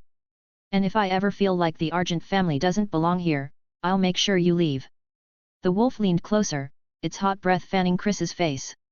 "For Allison's sake, I'm letting you walk away this time unharmed. But if you come after me again, or try to separate me and her, there won't be a next time." Chris swallowed hard, his usual confidence nowhere to be found. Scott turned toward Allison, who stood watching him with a mix of awe and concern. "Allison," he said. "Take my phone and car keys from my pants over there and drive my car home. I need to go for a run to clear my head." Allison nodded, understanding the turmoil Scott was holding inside. She walked over to his shredded clothes, retrieving the items. With that, Scott bolted into the woods, his massive wolf form vanishing into the shadows. Chris called out, desperation creeping into his voice. "Allison, let's go home. You saw what he turned into. That's not a boy, that's a monster." Allison turned to her father, her expression cold and defiant. "No, Dad. He's not a monster. And I'm not going home with you." She paused, her voice rising as she continued. "By the way, Scott, the so-called monster killed a lamia yesterday. A lamia that could shift into a 15-meter snake and was feeding on people in this town. What did you do, Hunter?" Chris's face twisted in frustration, but he had no response. Allison turned on her heel and walked toward Scott's car. "Let's go, Lydia." "Styles?" Styles glanced at Chris and the unconscious hunters scattered around him. "Mr. Argent, you might want to get these guys to a hospital. They don't look too good." He waved casually. "Goodbye." Styles jogged after Allison and Lydia, leaving Chris standing there speechless. As they walked, Lydia glanced at Allison. "Are you okay?" Allison gave her a small smile. "I'm fine. A little upset, sure, but I know my dad is just trying to protect me. And I don't think he's stupid enough to go after Scott again after tonight. Yet." Lydia agreed. That wolf Scott turned into was terrifying, but also beautiful. Allison smiled softly. "Melissa has a wolf form like that too. She's gorgeous, though not as big as Scott." Styles shuddered. "She's big enough. The first time I saw her, I thought I was dead. I almost peed my pants." Allison laughed. "I can't wait for the full moon so I can shift into a wolf like them. I wonder what color I'll be." "Yeah, me too," Styles said with a grin. "I just hope I don't turn into a golden retriever or something." Lydia burst into laughter. "Actually, that would be adorable. Imagine a golden retriever as big as Scott's wolf form." Allison giggled. "Yeah, that would suit you, Styles." "Not cool, girls." "Not cool," Styles muttered, shaking his head. When they reached Scott's car, Allison gave Lydia and Styles a warm smile. "Good night, you two. I'll see you tomorrow." She got into the Camaro and drove off, heading back to Scott's house. Styles turned to Lydia. "So, do you want to go back to my place?" Lydia narrowed her eyes. "Sure. But after tonight, we're just friends. And if you tell anyone I slept with you, I'll kill you." Styles nodded fervently. "Deal. And, honestly, even if we can't be more than just friends, having my first time with the girl I've had a crush on since 3rd grade? I'm very satisfied." Lydia smiled and shook her head as they got into Styles' Jeep, and drove to his house. Chapter 56, Shadows in the Night. Chris's POV. After Allison and her friends left, Chris immediately called his sister and the other hunters to assist him in getting the 7 injured hunters to the hospital. When the backup arrived, Kate and Victoria were with them. The moment Victoria saw the condition of the hunters, her face darkened. "What happened? Didn't you come here to scare Scott?" What could have done this to leave our hunters like this? Chris's jaw tightened. We'll talk at home. Once the injured were on their way to the hospital, Chris, Victoria, and Kate drove back home. The ride was tense, silence broken only by Victoria's heavy sighs and Kate tapping her nails impatiently on the dashboard. Inside the house, Chris finally spoke. Scott was the one who did that. Kate blinked in disbelief. Scott? As in Scott McCall? He's just a kid. Even if he's strong, there's no way he could take out 7 hunters without a scratch. What is he, anyway? Chris ran a hand down his face, exhaustion weighing heavily on his tone. He's a werewolf. But not like anything I've ever seen or heard of before. And he's an alpha too. Victoria's eyes narrowed. What do you mean? What makes him different? Chris paced the room, recalling the confrontation. He was fast. Too fast. He took down the 7 hunters before they could react. And he did all of that in his normal human form. Then he shifted. Kate frowned. Shifted? You mean like Peter? Chris shook his head. No, not like Peter. I mean a full wolf form. But bigger. He was larger than any horse I've ever seen. And in that form, he could speak. He was in total control. Victoria's voice dropped, almost hesitant. What did he say to you? Chris stopped pacing and locked eyes with his wife and sister. He told me that Beacon Hills is his territory. And if we piss him off, he'll drive the Argent family out of it. Kate scoffed, her temper flaring. How dare he? He's just a brat and a stupid werewolf at that. All we need is a strong dose of wolfsbane, and he'll be done for. Chris's voice rose, sharper now. Have you forgotten? He walked through a barrier of mountain ash like it wasn't even there. Then he drank the tea Victoria gave him laced with wolfsbane and didn't feel a thing. Kate's defiance wavered for a moment before she crossed her arms. So what are you saying? That we just let him do whatever he wants? Chris exhaled slowly, trying to stay calm. Yes. We let him do whatever he wants, we have to. And believe me, Kate, if Allison wasn't his girlfriend, there wouldn't be an Argent family left in Beacon Hills. Kate looked like she wanted to argue, but the weight of Chris's words stopped her. Chris turned to both women, his tone firm. From now on, we do not provoke him. As for Allison, let her be with him. He'll keep her safe. Victoria finally spoke, her voice cold but measured. Chris, we're hunters. We can't let Alice. Chris cut her off. Look, he's not evil. He's protecting this town. Allison told me he killed a lamia yesterday. A lamia that could shift into a giant snake. Maybe, instead of fighting him, we work with him. Victoria's expression shifted, a flicker of doubt crossing her face. A lamia? Here in Beacon Hills? Why would a lamia come here? Chris shook his head. I don't know. Maybe we can ask Scott, after we deal with Peter and Derek tomorrow. But remember, we ask nicely this time. Kate muttered something under her breath but didn't protest further. The room fell into a tense silence, the weight of their decision pressing heavily on all of them. A bar in Beacon Hills. The neon sign outside the dimly lit bar buzzed faintly, its glow casting eerie shadows on the street. Inside, a stunning woman with jet black hair sat alone at the bar, nursing a glass of red wine. Her eyes held a glint of mystery, her red lips curved in a faint smile. A man slid onto the stool next to her, his smile confident but laced with something darker. Can I buy you a drink? The woman turned her gaze to him, her expression softening into an inviting smile. Sure.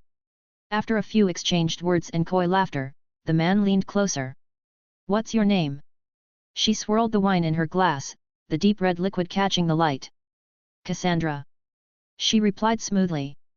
Nice to meet you, Cassandra. I'm Robert. The man said, offering his hand. After she shook it, he gave her a roguish grin. So, how about we ditch this place and head back to my place? Cassandra tilted her head, her smile widening. No, I'm meeting someone later. But how about the alley behind the bar? I'm suddenly feeling hungry. She winked playfully. Robert chuckled, his confidence soaring. You're a wild one, aren't you, Cassandra? Lead the way. As they stepped into the dark, narrow alley, Cassandra glanced around to ensure no one was watching. Her playful demeanor evaporated, her eyes turning an ominous shade of red. So, she said, her voice now cold and sharp. It seems we had the same idea, Wendigo. Robert froze. His eyes turned stark white, and his grin twisted into a predatory snarl. Jagged teeth filled his mouth, and his fingers grew into clawed talons. Let's see who gets to eat the other first. Robert growled. Cassandra laughed, a haunting sound that echoed off the brick walls. Before Robert could react, her shadow stretched unnaturally, and she disappeared into it. A heartbeat later, she emerged behind him, her hand plunging through his back. With terrifying ease, she ripped out his liver. Robert screamed, stumbling forward, but Cassandra was relentless. She stepped in front of him. Then she sliced open his stomach and pulled out his spleen, taking a bite right in front of him. Robert's breaths grew ragged as he collapsed to his knees, his face pale. What are you? Cassandra didn't answer. Instead, she turned her head slightly. You can come out, Malika. From the shadows of the alley emerged a tall, striking black woman with sharp, piercing eyes. You said you weren't going to feed anytime soon. What happened? Cassandra wiped her lips and smirked. Dimitra is dead. I felt it yesterday. It hurt a bit. But what makes me furious is that it weakened me. Malika crossed her arms, her tone casual. So that slutty snake is finally gone, huh? Can't say I'm shedding any tears over her. Cassandra ignored the jab. And that vampire I was tracking? He's vanished. Either he fled or someone killed him. Before Malika could respond, Cassandra's demeanor changed instantly. Her muscles tensed, and her eyes darted around. Run, Malika. Something powerful is coming. I don't think I can handle it. I'll distract them, just go. Malika didn't hesitate, disappearing into the opposite end of the alley. Moments later, a towering black wolf emerged from the shadows, its red eyes blazing like molten fire. Scott came here after he smelled blood. He growled low, his piercing gaze locking onto Cassandra. Recognition hit him like a lightning bolt. This was the woman from the vampire's memories. Then, he felt that feeling again, the same feeling he got from the lamia but much stronger. It was the same feeling he felt when he went to the crime scene where the victim got his organs stolen before. He felt the urge to kill her. Cassandra felt the weight of his power, her instincts screaming at her to flee. The wolf was unlike anything she had ever faced, strong and radiating authority. Her mind raced, torn between hunger and self-preservation. She craved his liver, but survival took precedence. With a flicker of shadow, Cassandra disappeared into the darkness. Scott paused, momentarily confused by her sudden vanishing act. Then the metallic scent of blood pulled his attention to the body lying in the alley. He approached Robert's mutilated form and examined the gruesome scene. His gut twisted in anger and disgust. And he knew that the woman he just saw was the one who is killing people and stealing their organs. He could feel that she was strong, stronger than anything he had encountered before. Yet, as Scott stared into the darkness, a spark of excitement flared within him. She was dangerous, yes. But after defeating her, he could get the ability to move through the shadows like her. He growled softly, his breath misting in the cool night air. Then, without another glance at Robert's corpse, he turned and disappeared into the night, heading home. Far from the bar, Cassandra regrouped with Malika in a secluded part of the town. What happened back there?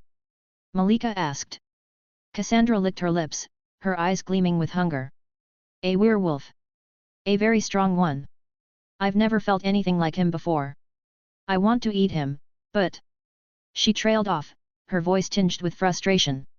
He's stronger than me. I need to feed more and grow stronger. Then we'll hunt that delicious big black wolf. Cassandra's eyes narrowed. What about Carvel? That lazy bastard is probably off hunting insects again. Malika said. We need to find him, and leave for now. That wolf, if he catches me, I'm dead. As they slipped into the shadows, Cassandra's thoughts lingered on the black wolf. The wolf wasn't just a threat, he was an opportunity. And she wasn't about to let him go. Chapter 57, Going After the Hails. The morning sunlight seeped through the blinds, casting warm golden stripes across the room. Scott stirred, his senses awakening to the comforting weight on his chest. Allison lay there, her arms wrapped around his neck. He ran his fingers gently through her hair. And he simply lay still, enjoying the peace of the moment. As Allison began to stir, her eyes fluttered open. She looked up at him, a sleepy smile spreading across her face. Good morning, gorgeous. Scott said, his voice warm and playful. Good morning. Allison replied, her voice still tinged with sleep. They lingered there for a while, exchanging kisses and playful banter, enjoying the quiet intimacy. Eventually, the aroma of freshly brewed coffee wafted through the air, signaling that Melissa was already up. They reluctantly got out of bed and headed downstairs. At the table, Melissa greeted them with a knowing smile. Good morning, lovebirds. Sleep well. Scott grinned, pulling out a chair for Allison. Like a rock. Allison smiled shyly, her cheeks flushing. They shared breakfast, chatting about mundane things and enjoying the normalcy of a family meal. After finishing, Scott and Allison headed to school together. When they arrived, Styles was waiting for them by the lockers, grinning like a kid on Christmas morning. His smile was so wide it was almost ridiculous. What's up, Styles? Scott asked, eyebrow raised. You're smiling like a fool. Nothing. Styles said, his grin growing impossibly wider. I'm just so happy today. Scott smirked, immediately picking up on what was going on. Oh, it seems Lydia made you a man last night. Styles didn't even bother denying it. His smile somehow grew even bigger. Yes, she did. Well, good for you, buddy. Scott patted his shoulder. Allison, shaking her head with a teasing smile, added. If I were you, I'd stop smiling like that before Lydia sees you. I can't stop smiling even if I wanted to. Styles admitted, almost giddy. She can beat me up if she wants. I don't care. I'm just happy. Allison asked. So, are you two dating now, or what? Styles hesitated but kept smiling. No, we're not. She said I'm not her type. Honestly, I'm not even that sad about it. I think it's time for me to move on and find someone who loves me for who I am. Allison's smile vanished, replaced by a cold glare. Scum. She spat on the ground, then turned and stormed off. What? Why am I scum? Styles asked, baffled. Scott clapped a hand on his shoulder, shaking his head. If you don't want to die, don't say that in front of Lydia. Why? Scott sighed. It's like this, you've been chasing her forever, and now that you've finally slept with her, you're acting like you're ready to move on. That's exactly what a scumbag would do. Crap. That's not what I meant.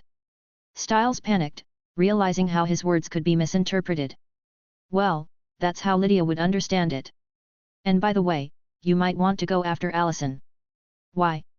Scott smacked the back of Styles' head lightly. Because girls talk, Styles. Gossip is their favorite sport. Crap. Styles bolted after Allison, leaving Scott shaking his head. What an idiot. Scott muttered before heading to class. When Styles returned, looking flustered, Scott gave him a questioning look. Did you convince her not to talk? Styles sighed, slumping into his chair. Yet.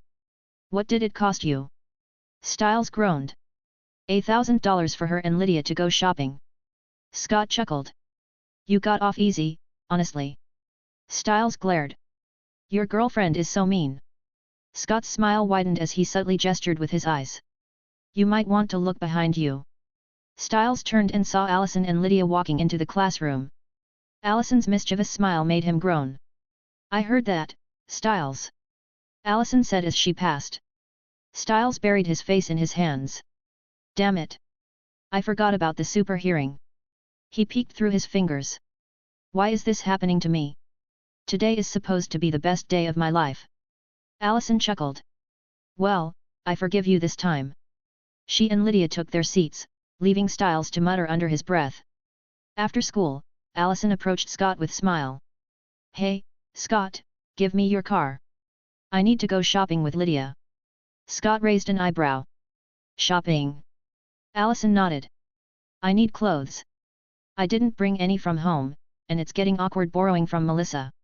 Scott shrugged and handed her the keys. Here. Do you have money? Allison grinned. Yep. Styles is sponsoring our shopping trip. Styles, standing nearby, paled slightly as Lydia shot him a sly smile. Happy to help. He said nervously. Scott chuckled. You're getting the money from my room, right? If you need more, it's in my desk.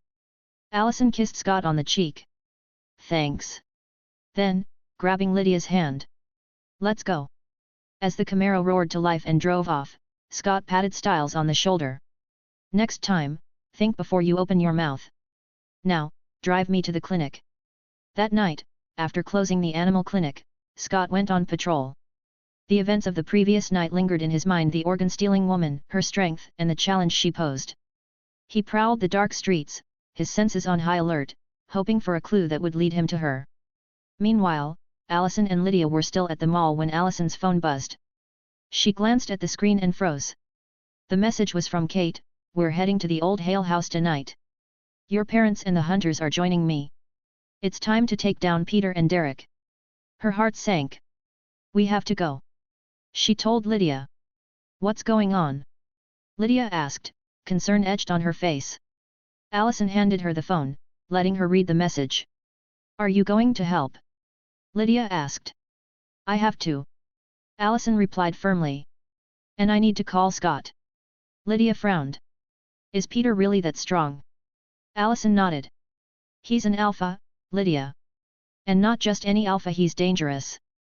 My family isn't fast enough to trap him with mountain ash or poison him with wolfsbane. They're no match for him. Lydia bit her lip. But Scott warned him not to touch your parents, right? Yes, but what if Peter loses control? He might not care if Scott kills him afterward. And even if he didn't hurt my parents, he will definitely kill Kate. Allison quickly dialed Scott's number, but he didn't pick up. Frustrated, she called Melissa and explained the situation, asking her to pass the message to Scott. Tell him to meet me at the Hale house. Allison urged. She and Lydia then drove to Styles' house. When they arrived, Allison explained the situation to him. I don't know where the Hale house is, can you take us there? She asked. Of course. Styles replied without hesitation. The three of them got into Styles' jeep and headed for the Hale house. The Hale house. Inside the decrepit remains of the Hale house, Derek sat tied to a heavy chair in what used to be the main living area. His wrists and ankles were bound with thick chains. Kate Argent stood smugly nearby, her eyes gleaming with sadistic satisfaction. Chris Argent and Victoria watched from the edges of the room, both more composed but no less determined. This is your last chance, Derek. Kate said, crouching in front of him with a mocking smile. Tell me where is Peter, or I'll make this a lot less pleasant for you. Derek glared at her, his jaw clenched. You're wasting your time. Kate chuckled. I love when they act tough. It makes breaking them so much more satisfying. Meanwhile, outside the house, Peter prowled the edges of the property. He had followed Derek's scent here, but the moment he approached the perimeter, a faint shimmer surrounded the house. A barrier stopped him in his tracks. Clever. Peter muttered, stepping back as his hand, which had brushed the invisible barrier, tingled with an electric-like sting. From the house, a hunter spotted him and shouted. He's here. The alpha's outside. Shots rang out as bullets pierced the night. Peter leapt back, dodging into the cover of the forest. He growled under his breath, his glowing red eyes narrowing as he assessed his next move. They came prepared. He murmured, his sharp mind already calculating. But barriers can be broken. As he circled the house, he heard soft footsteps approaching. His predatory instincts took over, and in a blur, he grabbed the intruder, a young man, and pinned him against a tree. Who are you? Peter growled, his voice low and menacing. What are you doing here? The boy's eyes widened in fear, his lips trembling. Peter's sharp claws brushed his mouth, silencing him before he could scream. Speak. Peter demanded. I'm Jackson. The boy stammered, his voice barely above a whisper. I came here looking for Derek Hale, or you. Peter's eyebrows rose in surprise. And why would you do that? Jackson hesitated, then blurted. I want you to bite me. I want to be like you. Peter smirked, his sharp teeth glinting in the moonlight. Well, aren't you lucky to find me? He stepped back, releasing Jackson. But I don't grant favors for free. If you want the bite, you'll have to help me. Jackson blinked. Help you? With what? Peter gestured toward the house. The hunters have trapped my nephew inside, and they've sealed the house with a mountain ash barrier. All you need to do is break the circle of ash. It's a black powder line on the ground. Jackson looked toward the house nervously. And then what? Then, Peter said with a wicked grin. I'll handle the rest. You'll hear gunshots. That's your cue to break the line. Got it. Jackson swallowed hard but nodded. Got it. Peter's grin widened. Good. Stay here until you hear the shots. With that, Peter shifted into his werewolf form. He darted to the far side of the house and slammed his fists against the barrier, roaring loudly. Inside, the hunters scrambled. The alphas attacking the barrier. One of them shouted, and gunfire erupted, shattering the eerie silence of the forest. Jackson, trembling but determined, crept toward the house. He spotted the faint line of black powder circling the perimeter and hesitated for a moment. Then he stomped on the line, scattering the ash and breaking the barrier. The moment the barrier broke, Peter felt it. A triumphant growl escaped his throat, and he vanished into the shadows. Inside the house, chaos erupted. The hunter guarding Derek heard a feral roar before the room plunged into darkness. A scream pierced the air, followed by the sickening thud of a body hitting the ground. Kate, Chris, and Victoria rushed to the scene, but they arrived too late. One of their men lay dead, his throat torn out, and Derek was gone. Damn it! Kate hissed. Peter's inside. He must have help. Do you think it's Scott? Chris frowned, his expression grim. I hope it's Scott. If it's not, we're in serious trouble. Chris pulled out his radio and barked orders. The Alpha broke the barrier. Everyone, regroup. Do not let him pick you off one by one. As the hunters scrambled to comply, Chris, Victoria, and Kate stepped outside the house, only to find Jackson lingering near the perimeter. Chris grabbed him by the collar. You broke the barrier, didn't you? Chris growled. Do you have any idea what you've done, you idiot? I didn't know. Jackson stammered, but Chris cut him off with a punch to the face, sending him sprawling. Before anyone could say another word, a deafening roar filled the air. All eyes turned to the roof of the house, where Peter stood in his werewolf form, his glowing red eyes blazing with fury. In his hand, he held the lifeless body of another hunter, blood dripping from his claws. Chapter 58, Carnage. The Argents froze as Peter's glowing red eyes bore into them. The body of the dead hunter dangled limply from his claws, blood dripping. With a wicked snarl, Peter hurled the corpse with terrifying force. It slammed into Chris, Victoria, and Kate, knocking them back and sending Jackson sprawling into the dirt. Then Peter vanished into the night, his form melting into the shadows as if he were never there. Inside the Hale house, the hunters regrouped, their flashlights cutting through the oppressive darkness. Tension crackled in the air, each creak of the floorboards sending shivers down their spines. He's here. One hunter muttered, his voice trembling. Another hunter whispered, what do we do? Before anyone could answer, a guttural growl echoed through the house, freezing them in their tracks. The sound came from everywhere and nowhere, reverberating off the dilapidated walls. Stay together. Chris's voice rang through their radios. Peter struck without warning. The first hunter didn't even have time to scream. One moment he was standing by the staircase, his flashlight scanning the shadows, and the next, Peter's massive form loomed over him. Clawed hands grabbed him, and with a sickening crunch, Peter ripped his throat out, tossing the lifeless body aside like a rag doll. The second hunter turned and fired, but Peter was already gone, his speed unmatched. He appeared behind her, his claws slicing through her armor and flesh in one swift motion. She collapsed in a heap, blood pooling beneath her. Chaos erupted. Fire! Fire! Someone shouted, and the house lit up with the muzzle flashes of automatic weapons. Bullets ricocheted off walls and furniture, but Peter was a blur, weaving through the hail of gunfire with supernatural agility. The hunters' panic deepened as Peter took them apart one by one. On the second floor, Derek moved through the shadows, his movements slower than Peter's but no less deadly. His wounds throbbed, the wolf's bane-laced chains having weakened him, but he pressed on. A hunter spotted him and fired, the bullet grazing Derek's shoulder. Derek growled, the pain fueling his rage, and charged. Before the hunter could reload, Derek grabbed the rifle and snapped it in half with his bare hands. He slammed the hunter into the wall, his claws digging into the man's chest, and tossed the lifeless body to the floor. Two more hunters rushed at Derek, one swinging a knife and the other firing a handgun. Derek dodged the blade. He grabbed the knife wielder by the arm and flung him into the second hunter, sending them both crashing into a pile of rubble. The one with the gun scrambled to his feet, raising his weapon, but Derek was faster. He lunged, his claws slashing across the man's chest, and finished him with a powerful swipe to the throat. The final hunter charged Derek with a knife. Derek let the weapon graze his side before grabbing the man by the head and slamming him into the ground with bone-shattering force. Downstairs, Peter continued his brutal assault. A trio of hunters formed a defensive line. "Come out, you bastard!" one of them yelled, his voice shaky. Peter obliged. He emerged from the shadows, his massive form crouched low, eyes blazing like fire. His lips pulled back in a snarl, revealing sharp fangs.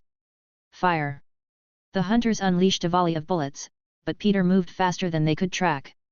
He leapt into the air, crashing down in their midst with earth-shaking force. His claws slashed through the first hunter's chest, sending him flying into a wall. The second hunter tried to run, but Peter grabbed him by the neck and crushed his windpipe with a single squeeze. The last hunter screamed and swung his rifle like a club, but Peter caught it mid-swing and snapped it in half. With a feral growl, he grabbed the man by the head and slammed him into the ground, leaving a bloody smear on the floorboards. The remaining hunters regrouped in the central room, their numbers dwindling. Blood stained the walls and floor, and the air was thick with the metallic scent of death. Peter circled them like a predator stalking prey, his footsteps silent, his growls low and menacing. He reveled in their fear, the primal scent of it fueling his bloodlust. When he struck again, it was with devastating precision. He darted through the group, his claws slicing through two hunters before they could react. Their bodies hit the ground with wet thuds, and Peter was gone again, disappearing into the shadows. Derek joined Peter in the central room, his chest heaving as he eyed the remaining hunters. "You're enjoying this too much," he muttered. Peter smirked, his voice deep and guttural. "And you're not." Derek didn't answer, instead charging at a hunter who raised his weapon. Derek grabbed the man and slammed him into the ground, breaking his spine with a sickening crack. Peter took down the last two hunters with ease. The first tried to flee, but Peter caught him, slamming him into a wall and finished the man with a single swipe of his claws. The final hunter dropped his weapon and raised his hands, trembling. "Please, don't." Peter tilted his head, his glowing eyes cold and unfeeling. Then he slashed his claws across the man's neck, ending him. The fight inside the Hale house was over, the walls and floors soaked in the blood of the hunters. The silence that followed was deafening, broken only by the creak of floorboards and the faint sounds of the forest outside. Peter stood amidst the carnage, his massive werewolf form drenched in blood, his red eyes still glowing with feral intensity. Derek, though battered and wounded, leaned against the wall, catching his breath. "We need to go," he muttered. Peter didn't answer. His sharp ears twitched, catching the sound of footsteps outside. His snarl deepened, and with a burst of speed, he was out of the house, disappearing into the night. Outside, Kate hissed. "Where is he?" her eyes darting around. Before anyone could answer, a blur of motion streaked from the shadows. Peter emerged, his massive clawed hand grabbing a hunter who had just reached Chris. With a sickening crunch, Peter snapped the man's neck and tossed his lifeless body at Chris's feet. Chris barely flinched, his gun aimed at Peter in an instant. Victoria and Kate followed suit, their weapons aimed, their expressions steely. Peter roared, a deafening sound that echoed through the forest, and charged at them. His speed was terrifying. "Shoot!" Chris yelled, and the three opened fire. Bullets tore through the air, slamming into Peter's body, but they barely slowed him. Victoria hurled a grenade filled with wolfsbane. The moment the device exploded, a purple mist spread through the air. Peter skidded to a halt, growling furiously as he backed away from the poisonous cloud. Peter vanished into the shadows again, his mind racing. Moments later, he returned, carrying a massive log from the forest. With a guttural snarl, he hurled it toward the trio. The log spun through the air like a missile, forcing Chris, Victoria, and Kate to dive out of the way. Peter used the distraction to close the distance. He moved with unnatural speed, appearing in front of Kate before she could react and caught her by the arm. Kate's eyes widened, panic flickering across her face. She reached for the dagger at her belt, her fingers trembling as she pulled it free and stabbed Peter's arm. The blade, coated in wolfsbane, burned into his flesh, eliciting a roar of pain and fury. Peter's retaliation was swift and brutal. His jaws clamped down on her shoulder, his sharp teeth piercing through skin and muscle. Kate screamed as Peter flung her to the ground, her body hitting the dirt with a thud. Pulling the dagger from his arm, Peter dropped it to the ground and stalked toward her, his red eyes burning with rage. Just then, the roar of an engine cut through the tension, and Styles' familiar beat-up jeep skidded to a halt near the house.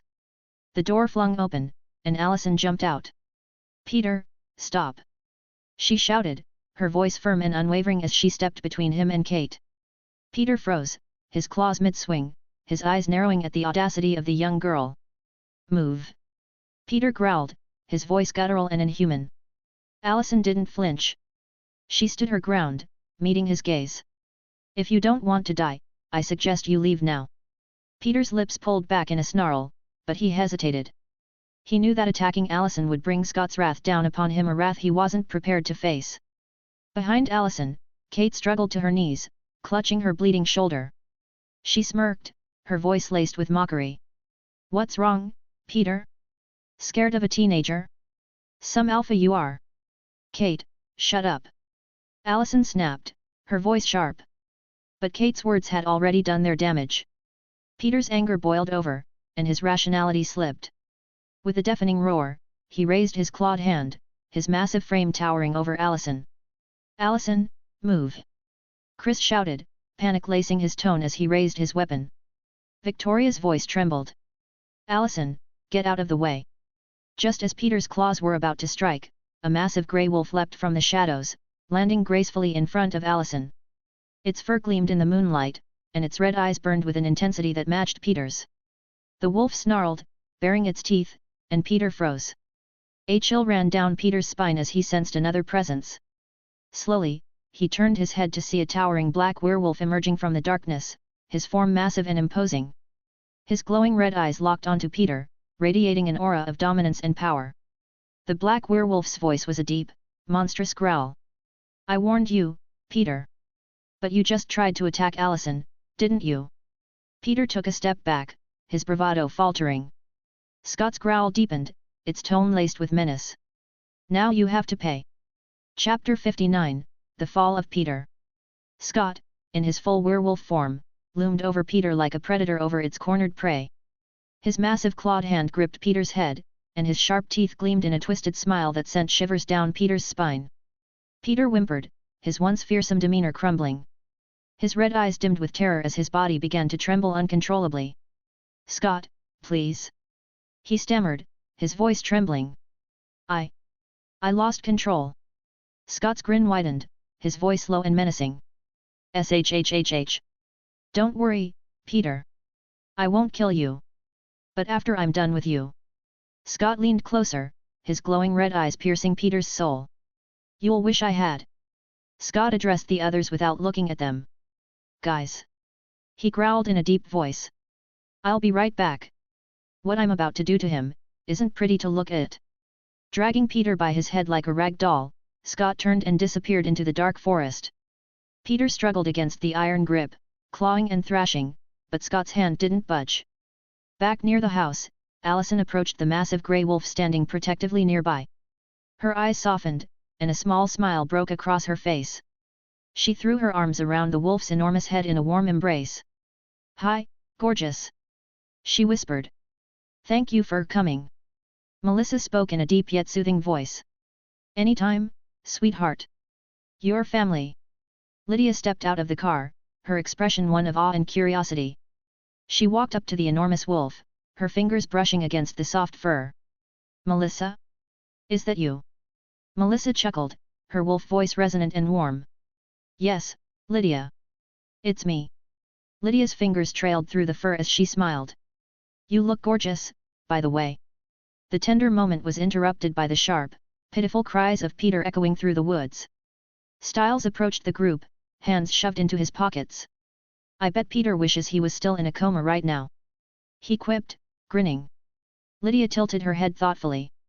"By the way, Scott's werewolf form looks very cool. Intimidating, but cool." Kate, sitting nearby, tried to speak. "Allison, thank you. Don't talk to me." Allison snapped, her voice cold. "And don't think I'm stupid enough to not see what you did. You used me to make Scott deal with Peter, didn't you?" With that text you sent me and how you provoked Peter when I told him to stop. Kate's face paled. No, Allison, I would never. Then what did you think would happen when you provoked an angry alpha with your words? Allison asked. I didn't mean to put you in danger. Kate stammered. I thought he wouldn't dare to attack you. I'm sorry, Allison. Allison scoffed, dismissing her with a wave. She turned to her parents, her concern softening her tone. Are you okay? Did he hurt you? Victoria pulled Allison into a tight embrace, her voice shaking. Don't you ever dare do something like that again. I thought I was going to lose you. I'm fine, Mom.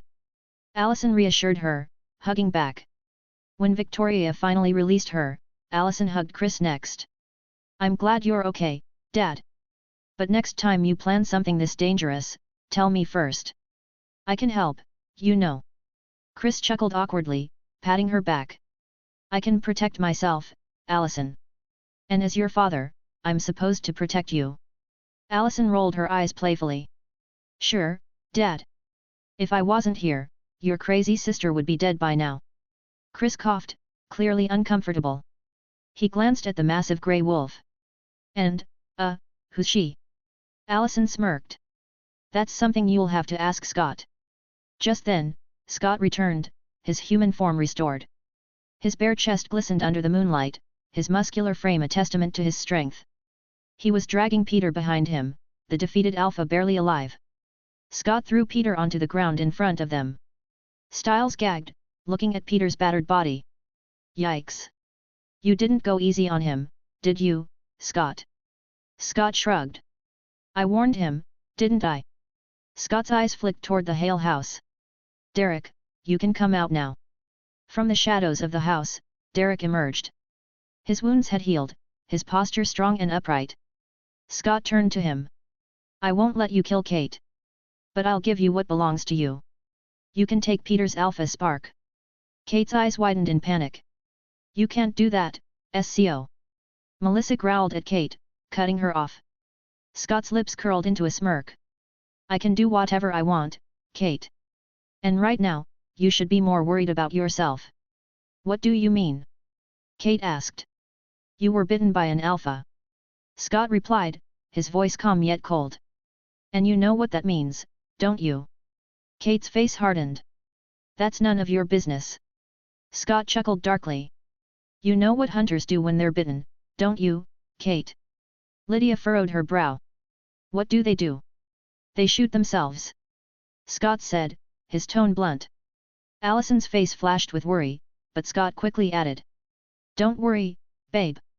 A bitch like Kate would never end her life. But I can't guarantee Gerard won't kill her when he finds out. And after hearing what happened here, he'll definitely come. Turning back to Derek, Scott nodded. What are you waiting for? Go ahead. Take back Laura's powers. Derek walked toward Peter, his expression unreadable. Peter, barely conscious, muttered weakly. No, this power is mine, Derek. You don't deserve it. You're weak, just like your mother. Derek's jaw clenched, but he didn't respond. He knelt beside Peter, his claws extending. With a determined glare, he drove them into Peter's body. Peter screamed, thrashing weakly as Derek began to extract the alpha spark. His curses and insults filled the air, but his broken body couldn't resist. As the power transferred, Derek's eyes glowed a fierce, vibrant red. Peter's screams faded, his body going limp as he lost consciousness. Derek stood tall, now an alpha, his eyes burning with newfound strength. Derek looked at Scott with his glowing red eyes and asked.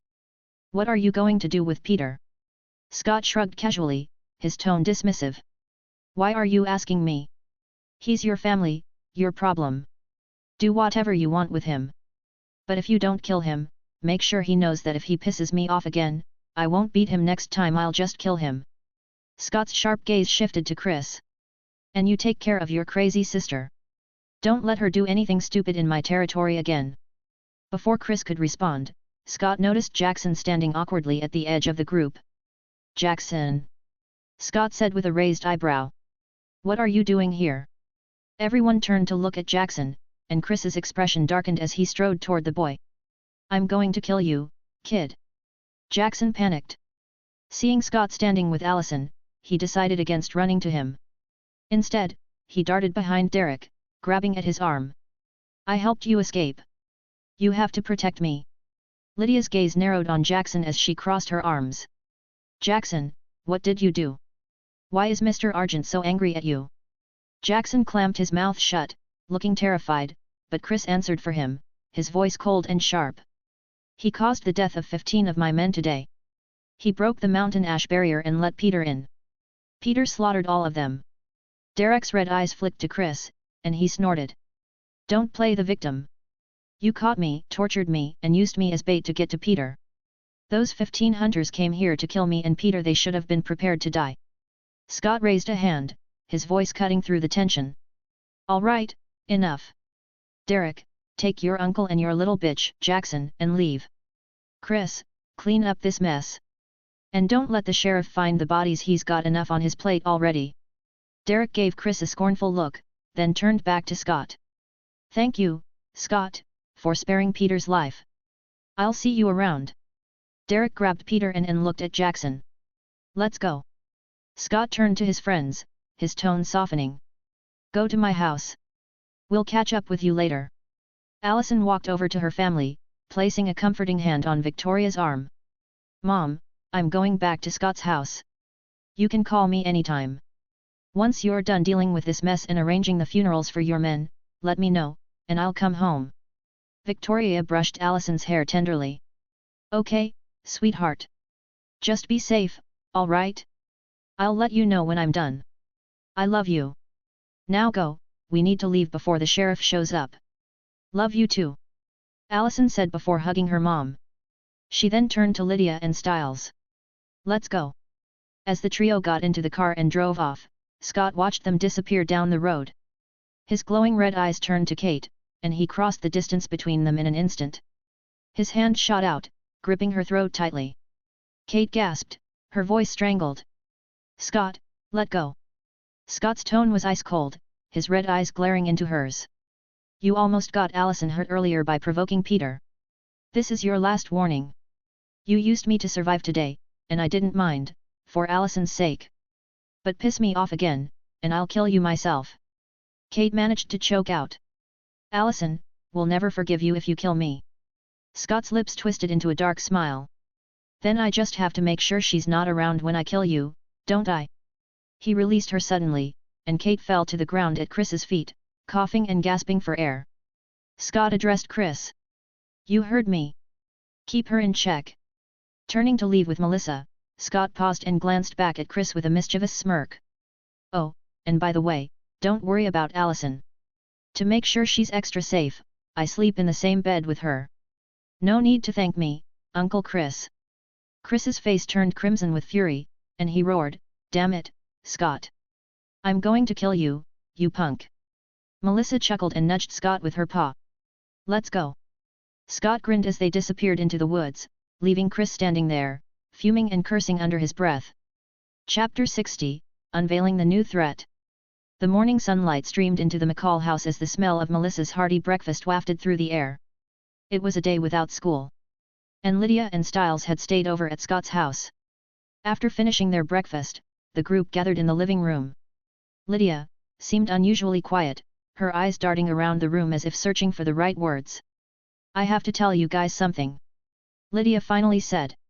What is it? Styles asked, leaning forward, his curiosity piqued. Lydia hesitated, biting her lip before speaking. Yesterday, during class, I drew a picture. What kind of picture? Allison asked, tilting her head in confusion. It was a picture of the Hale house. And all the dead hunters. She swallowed hard, her voice dropping to a whisper. And remember, this was before they died. Styles's jaw dropped. Wait. Are you saying you can see the future?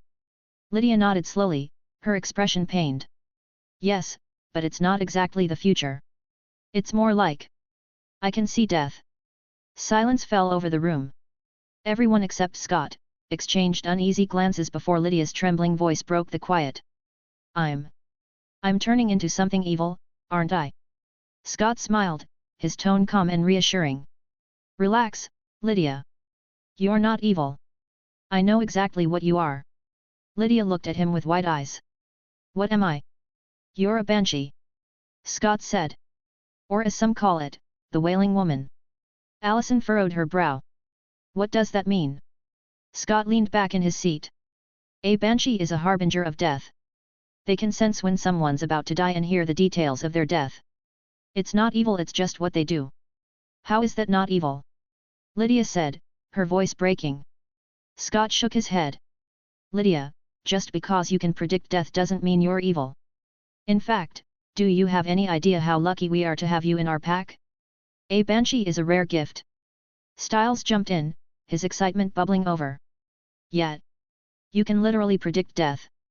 When and where it's going to happen. We could use that to save people. Scott said. Yes. But a banshee is much more than that. They're capable of reading minds. Their telepathy lets them dig deeper into someone's memories through touch, even revealing or recovering suppressed ones. Plus, they have a connection to the spiritual world or something like that. Lydia's eyes widened. Wait. I can do all that. Scott nodded. Yes. And by the way, a banshee also has incredibly powerful lungs, throat, and vocal cords. They can produce a sonic scream, a destructive wave of sound energy to defend themselves. And that's just a normal banshee. Lydia tilted her head, confused. What do you mean, just a normal banshee? Are you saying I'm not? Scott shook his head with a knowing smile. No, you're not. You're also a shapeshifter, remember? Normal banshees can't shift. A small smile tugged at Lydia's lips, her fear beginning to fade. I was so scared yesterday. I couldn't sleep. I thought I was turning into a monster, but this sounds kind of cool. Scott smirked. It is cool. And, for the record, banshees are always women. It's a trait passed down through the female line of a family. Lydia's expression turned thoughtful. You know, my grandmother Lorraine was admitted to Icon House because she claimed she predicted her own death. And the night you bit me, I dreamed of her. She was terrified, and she told me, they're coming, Lydia. They're coming for all of us. There was blood on her head. I thought it was just a nightmare, but now. I think it was a memory. Melissa, sitting nearby, spoke. Your grandmother might have been a banshee too, Lydia. But no one understood it back then, so they locked her away. Lydia sighed, relief washing over her face. I'm just glad I found you guys. At least I know what I am. She looked at Scott with curiosity. How do you even know all this about banshees? Scott chuckled, leaning forward with a smug grin. Oh, you know, killed a vampire, raided his house with Styles, found a chest full of supernatural books. Nothing special. Lydia's eyes lit up. You have books on the supernatural. Scott stood and brought over the chest of books, dropping it with a loud thud. We all need to read these. Oh, and while we're at it, I need you guys to help me find something about a werewolf that feeds on human livers. Styles looked up, alarmed. Wait, did you find the thing stealing organs? And it's a werewolf. Scott nodded, flipping through one of the books. I ran into her 2 nights ago. She killed someone and took his organs. She's an alpha, but she's different, and very strong. I could feel it the second I saw her. Allison's face turned serious. Do you think she has a pack? Scott nodded. Yes. I think the lamia we killed was one of her pack. Too bad I didn't fully read her memories, it might have given us answers. Melissa placed a comforting hand on Scott's shoulder. Then let's dig through these books and see what we can find. The group spent the next 2 hours flipping through pages, searching for any mention of a creature that matched Scott's description. They found references to Wendigos and other cannibalistic monsters, but nothing seemed to fit. Lydia suddenly spoke up, holding a book. I found something. It's called Papa Figo, a Brazilian monster that invades cemeteries, eats corpses, and kills disobedient children for their livers. Scott glanced over and shook his head. No, that's not it. Keep looking. Styles said while showing them a picture with a humanoid beast hiding behind a tree. What about this? It's called the Hide Behind. A nocturnal monster that preys upon humans who wander the woods. Melissa took the book from him, her face scrunching as she read. It says it doesn't like to be seen and lives in the woods. Allison leaned over, flipping a few pages. What about this one?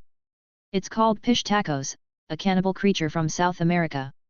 Scott raised an eyebrow. What does it do? Allison scanned the page. Let me see. After reading for a moment, she shook her head. No, it's not what we're looking for. This one hunts people and feeds on their body fat. Meanwhile, Lydia started staring at the book in Scott's hands with an unusual intensity, her eyes unfocused. Allison noticed and nudged her. Lydia, are you okay? But Lydia didn't respond. Scott, noticing her fixation, closed the book and waved it slightly. Lydia's gaze followed it. Interesting. Scott handed the book to her, curiosity evident on his face. Lydia, still in a daze, grabbed the book, opened it without hesitation, and immediately snapped back to reality. Looking around, she saw everyone staring at her. What? Why are you all looking at me? Scott smirked. I think you just found what we're looking for, Lydia. Lydia blinked in confusion, glancing down at the open page. How do you know this is it? Styles chimed in, his tone teasing. Because you were in one of your psychic banshee states. Allison called you, but you didn't answer. Then, you grabbed the book from Scott and opened it without even looking at it. Lydia's eyebrows furrowed. I don't remember that. Scott took the book back gently. Well, thanks anyway.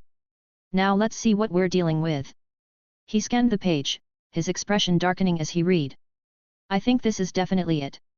Melissa leaned closer. What is it, Scott?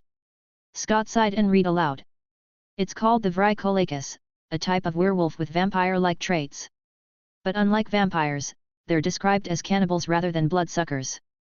They have a particular taste for human livers and gain power by eating the livers and spleens of other creatures. If left alone, they grow stronger and stronger. Legends say they must be killed quickly before they become too powerful. Melissa said. So this creature is kind of like us. It can absorb other creatures' powers and get stronger. Scott nodded. Yes. Allison furrowed her brows. Are you sure this is what we're dealing with?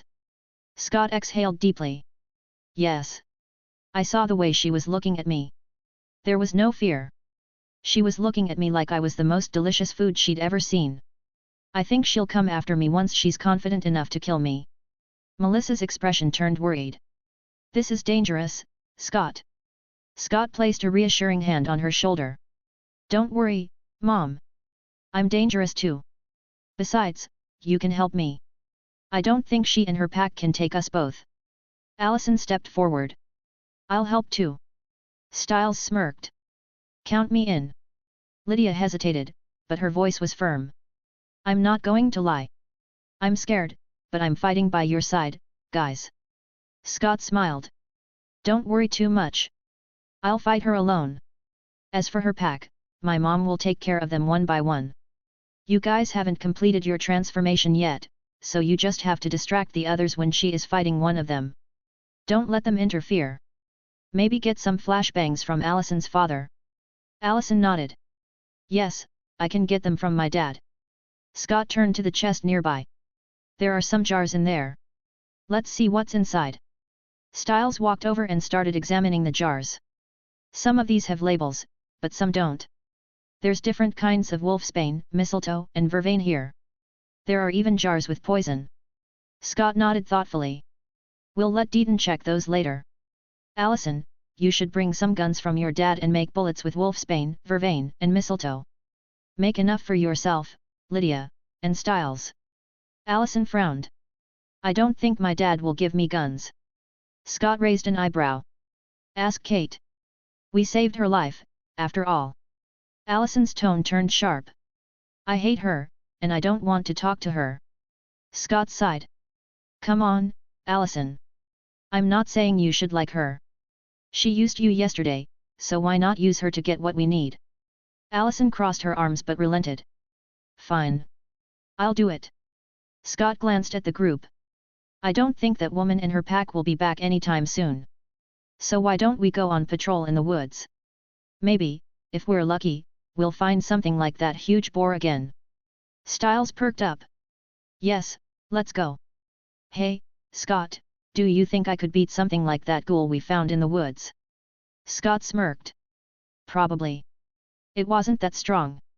Lydia, still catching up, asked. Can someone tell me what boar and ghoul you're talking about?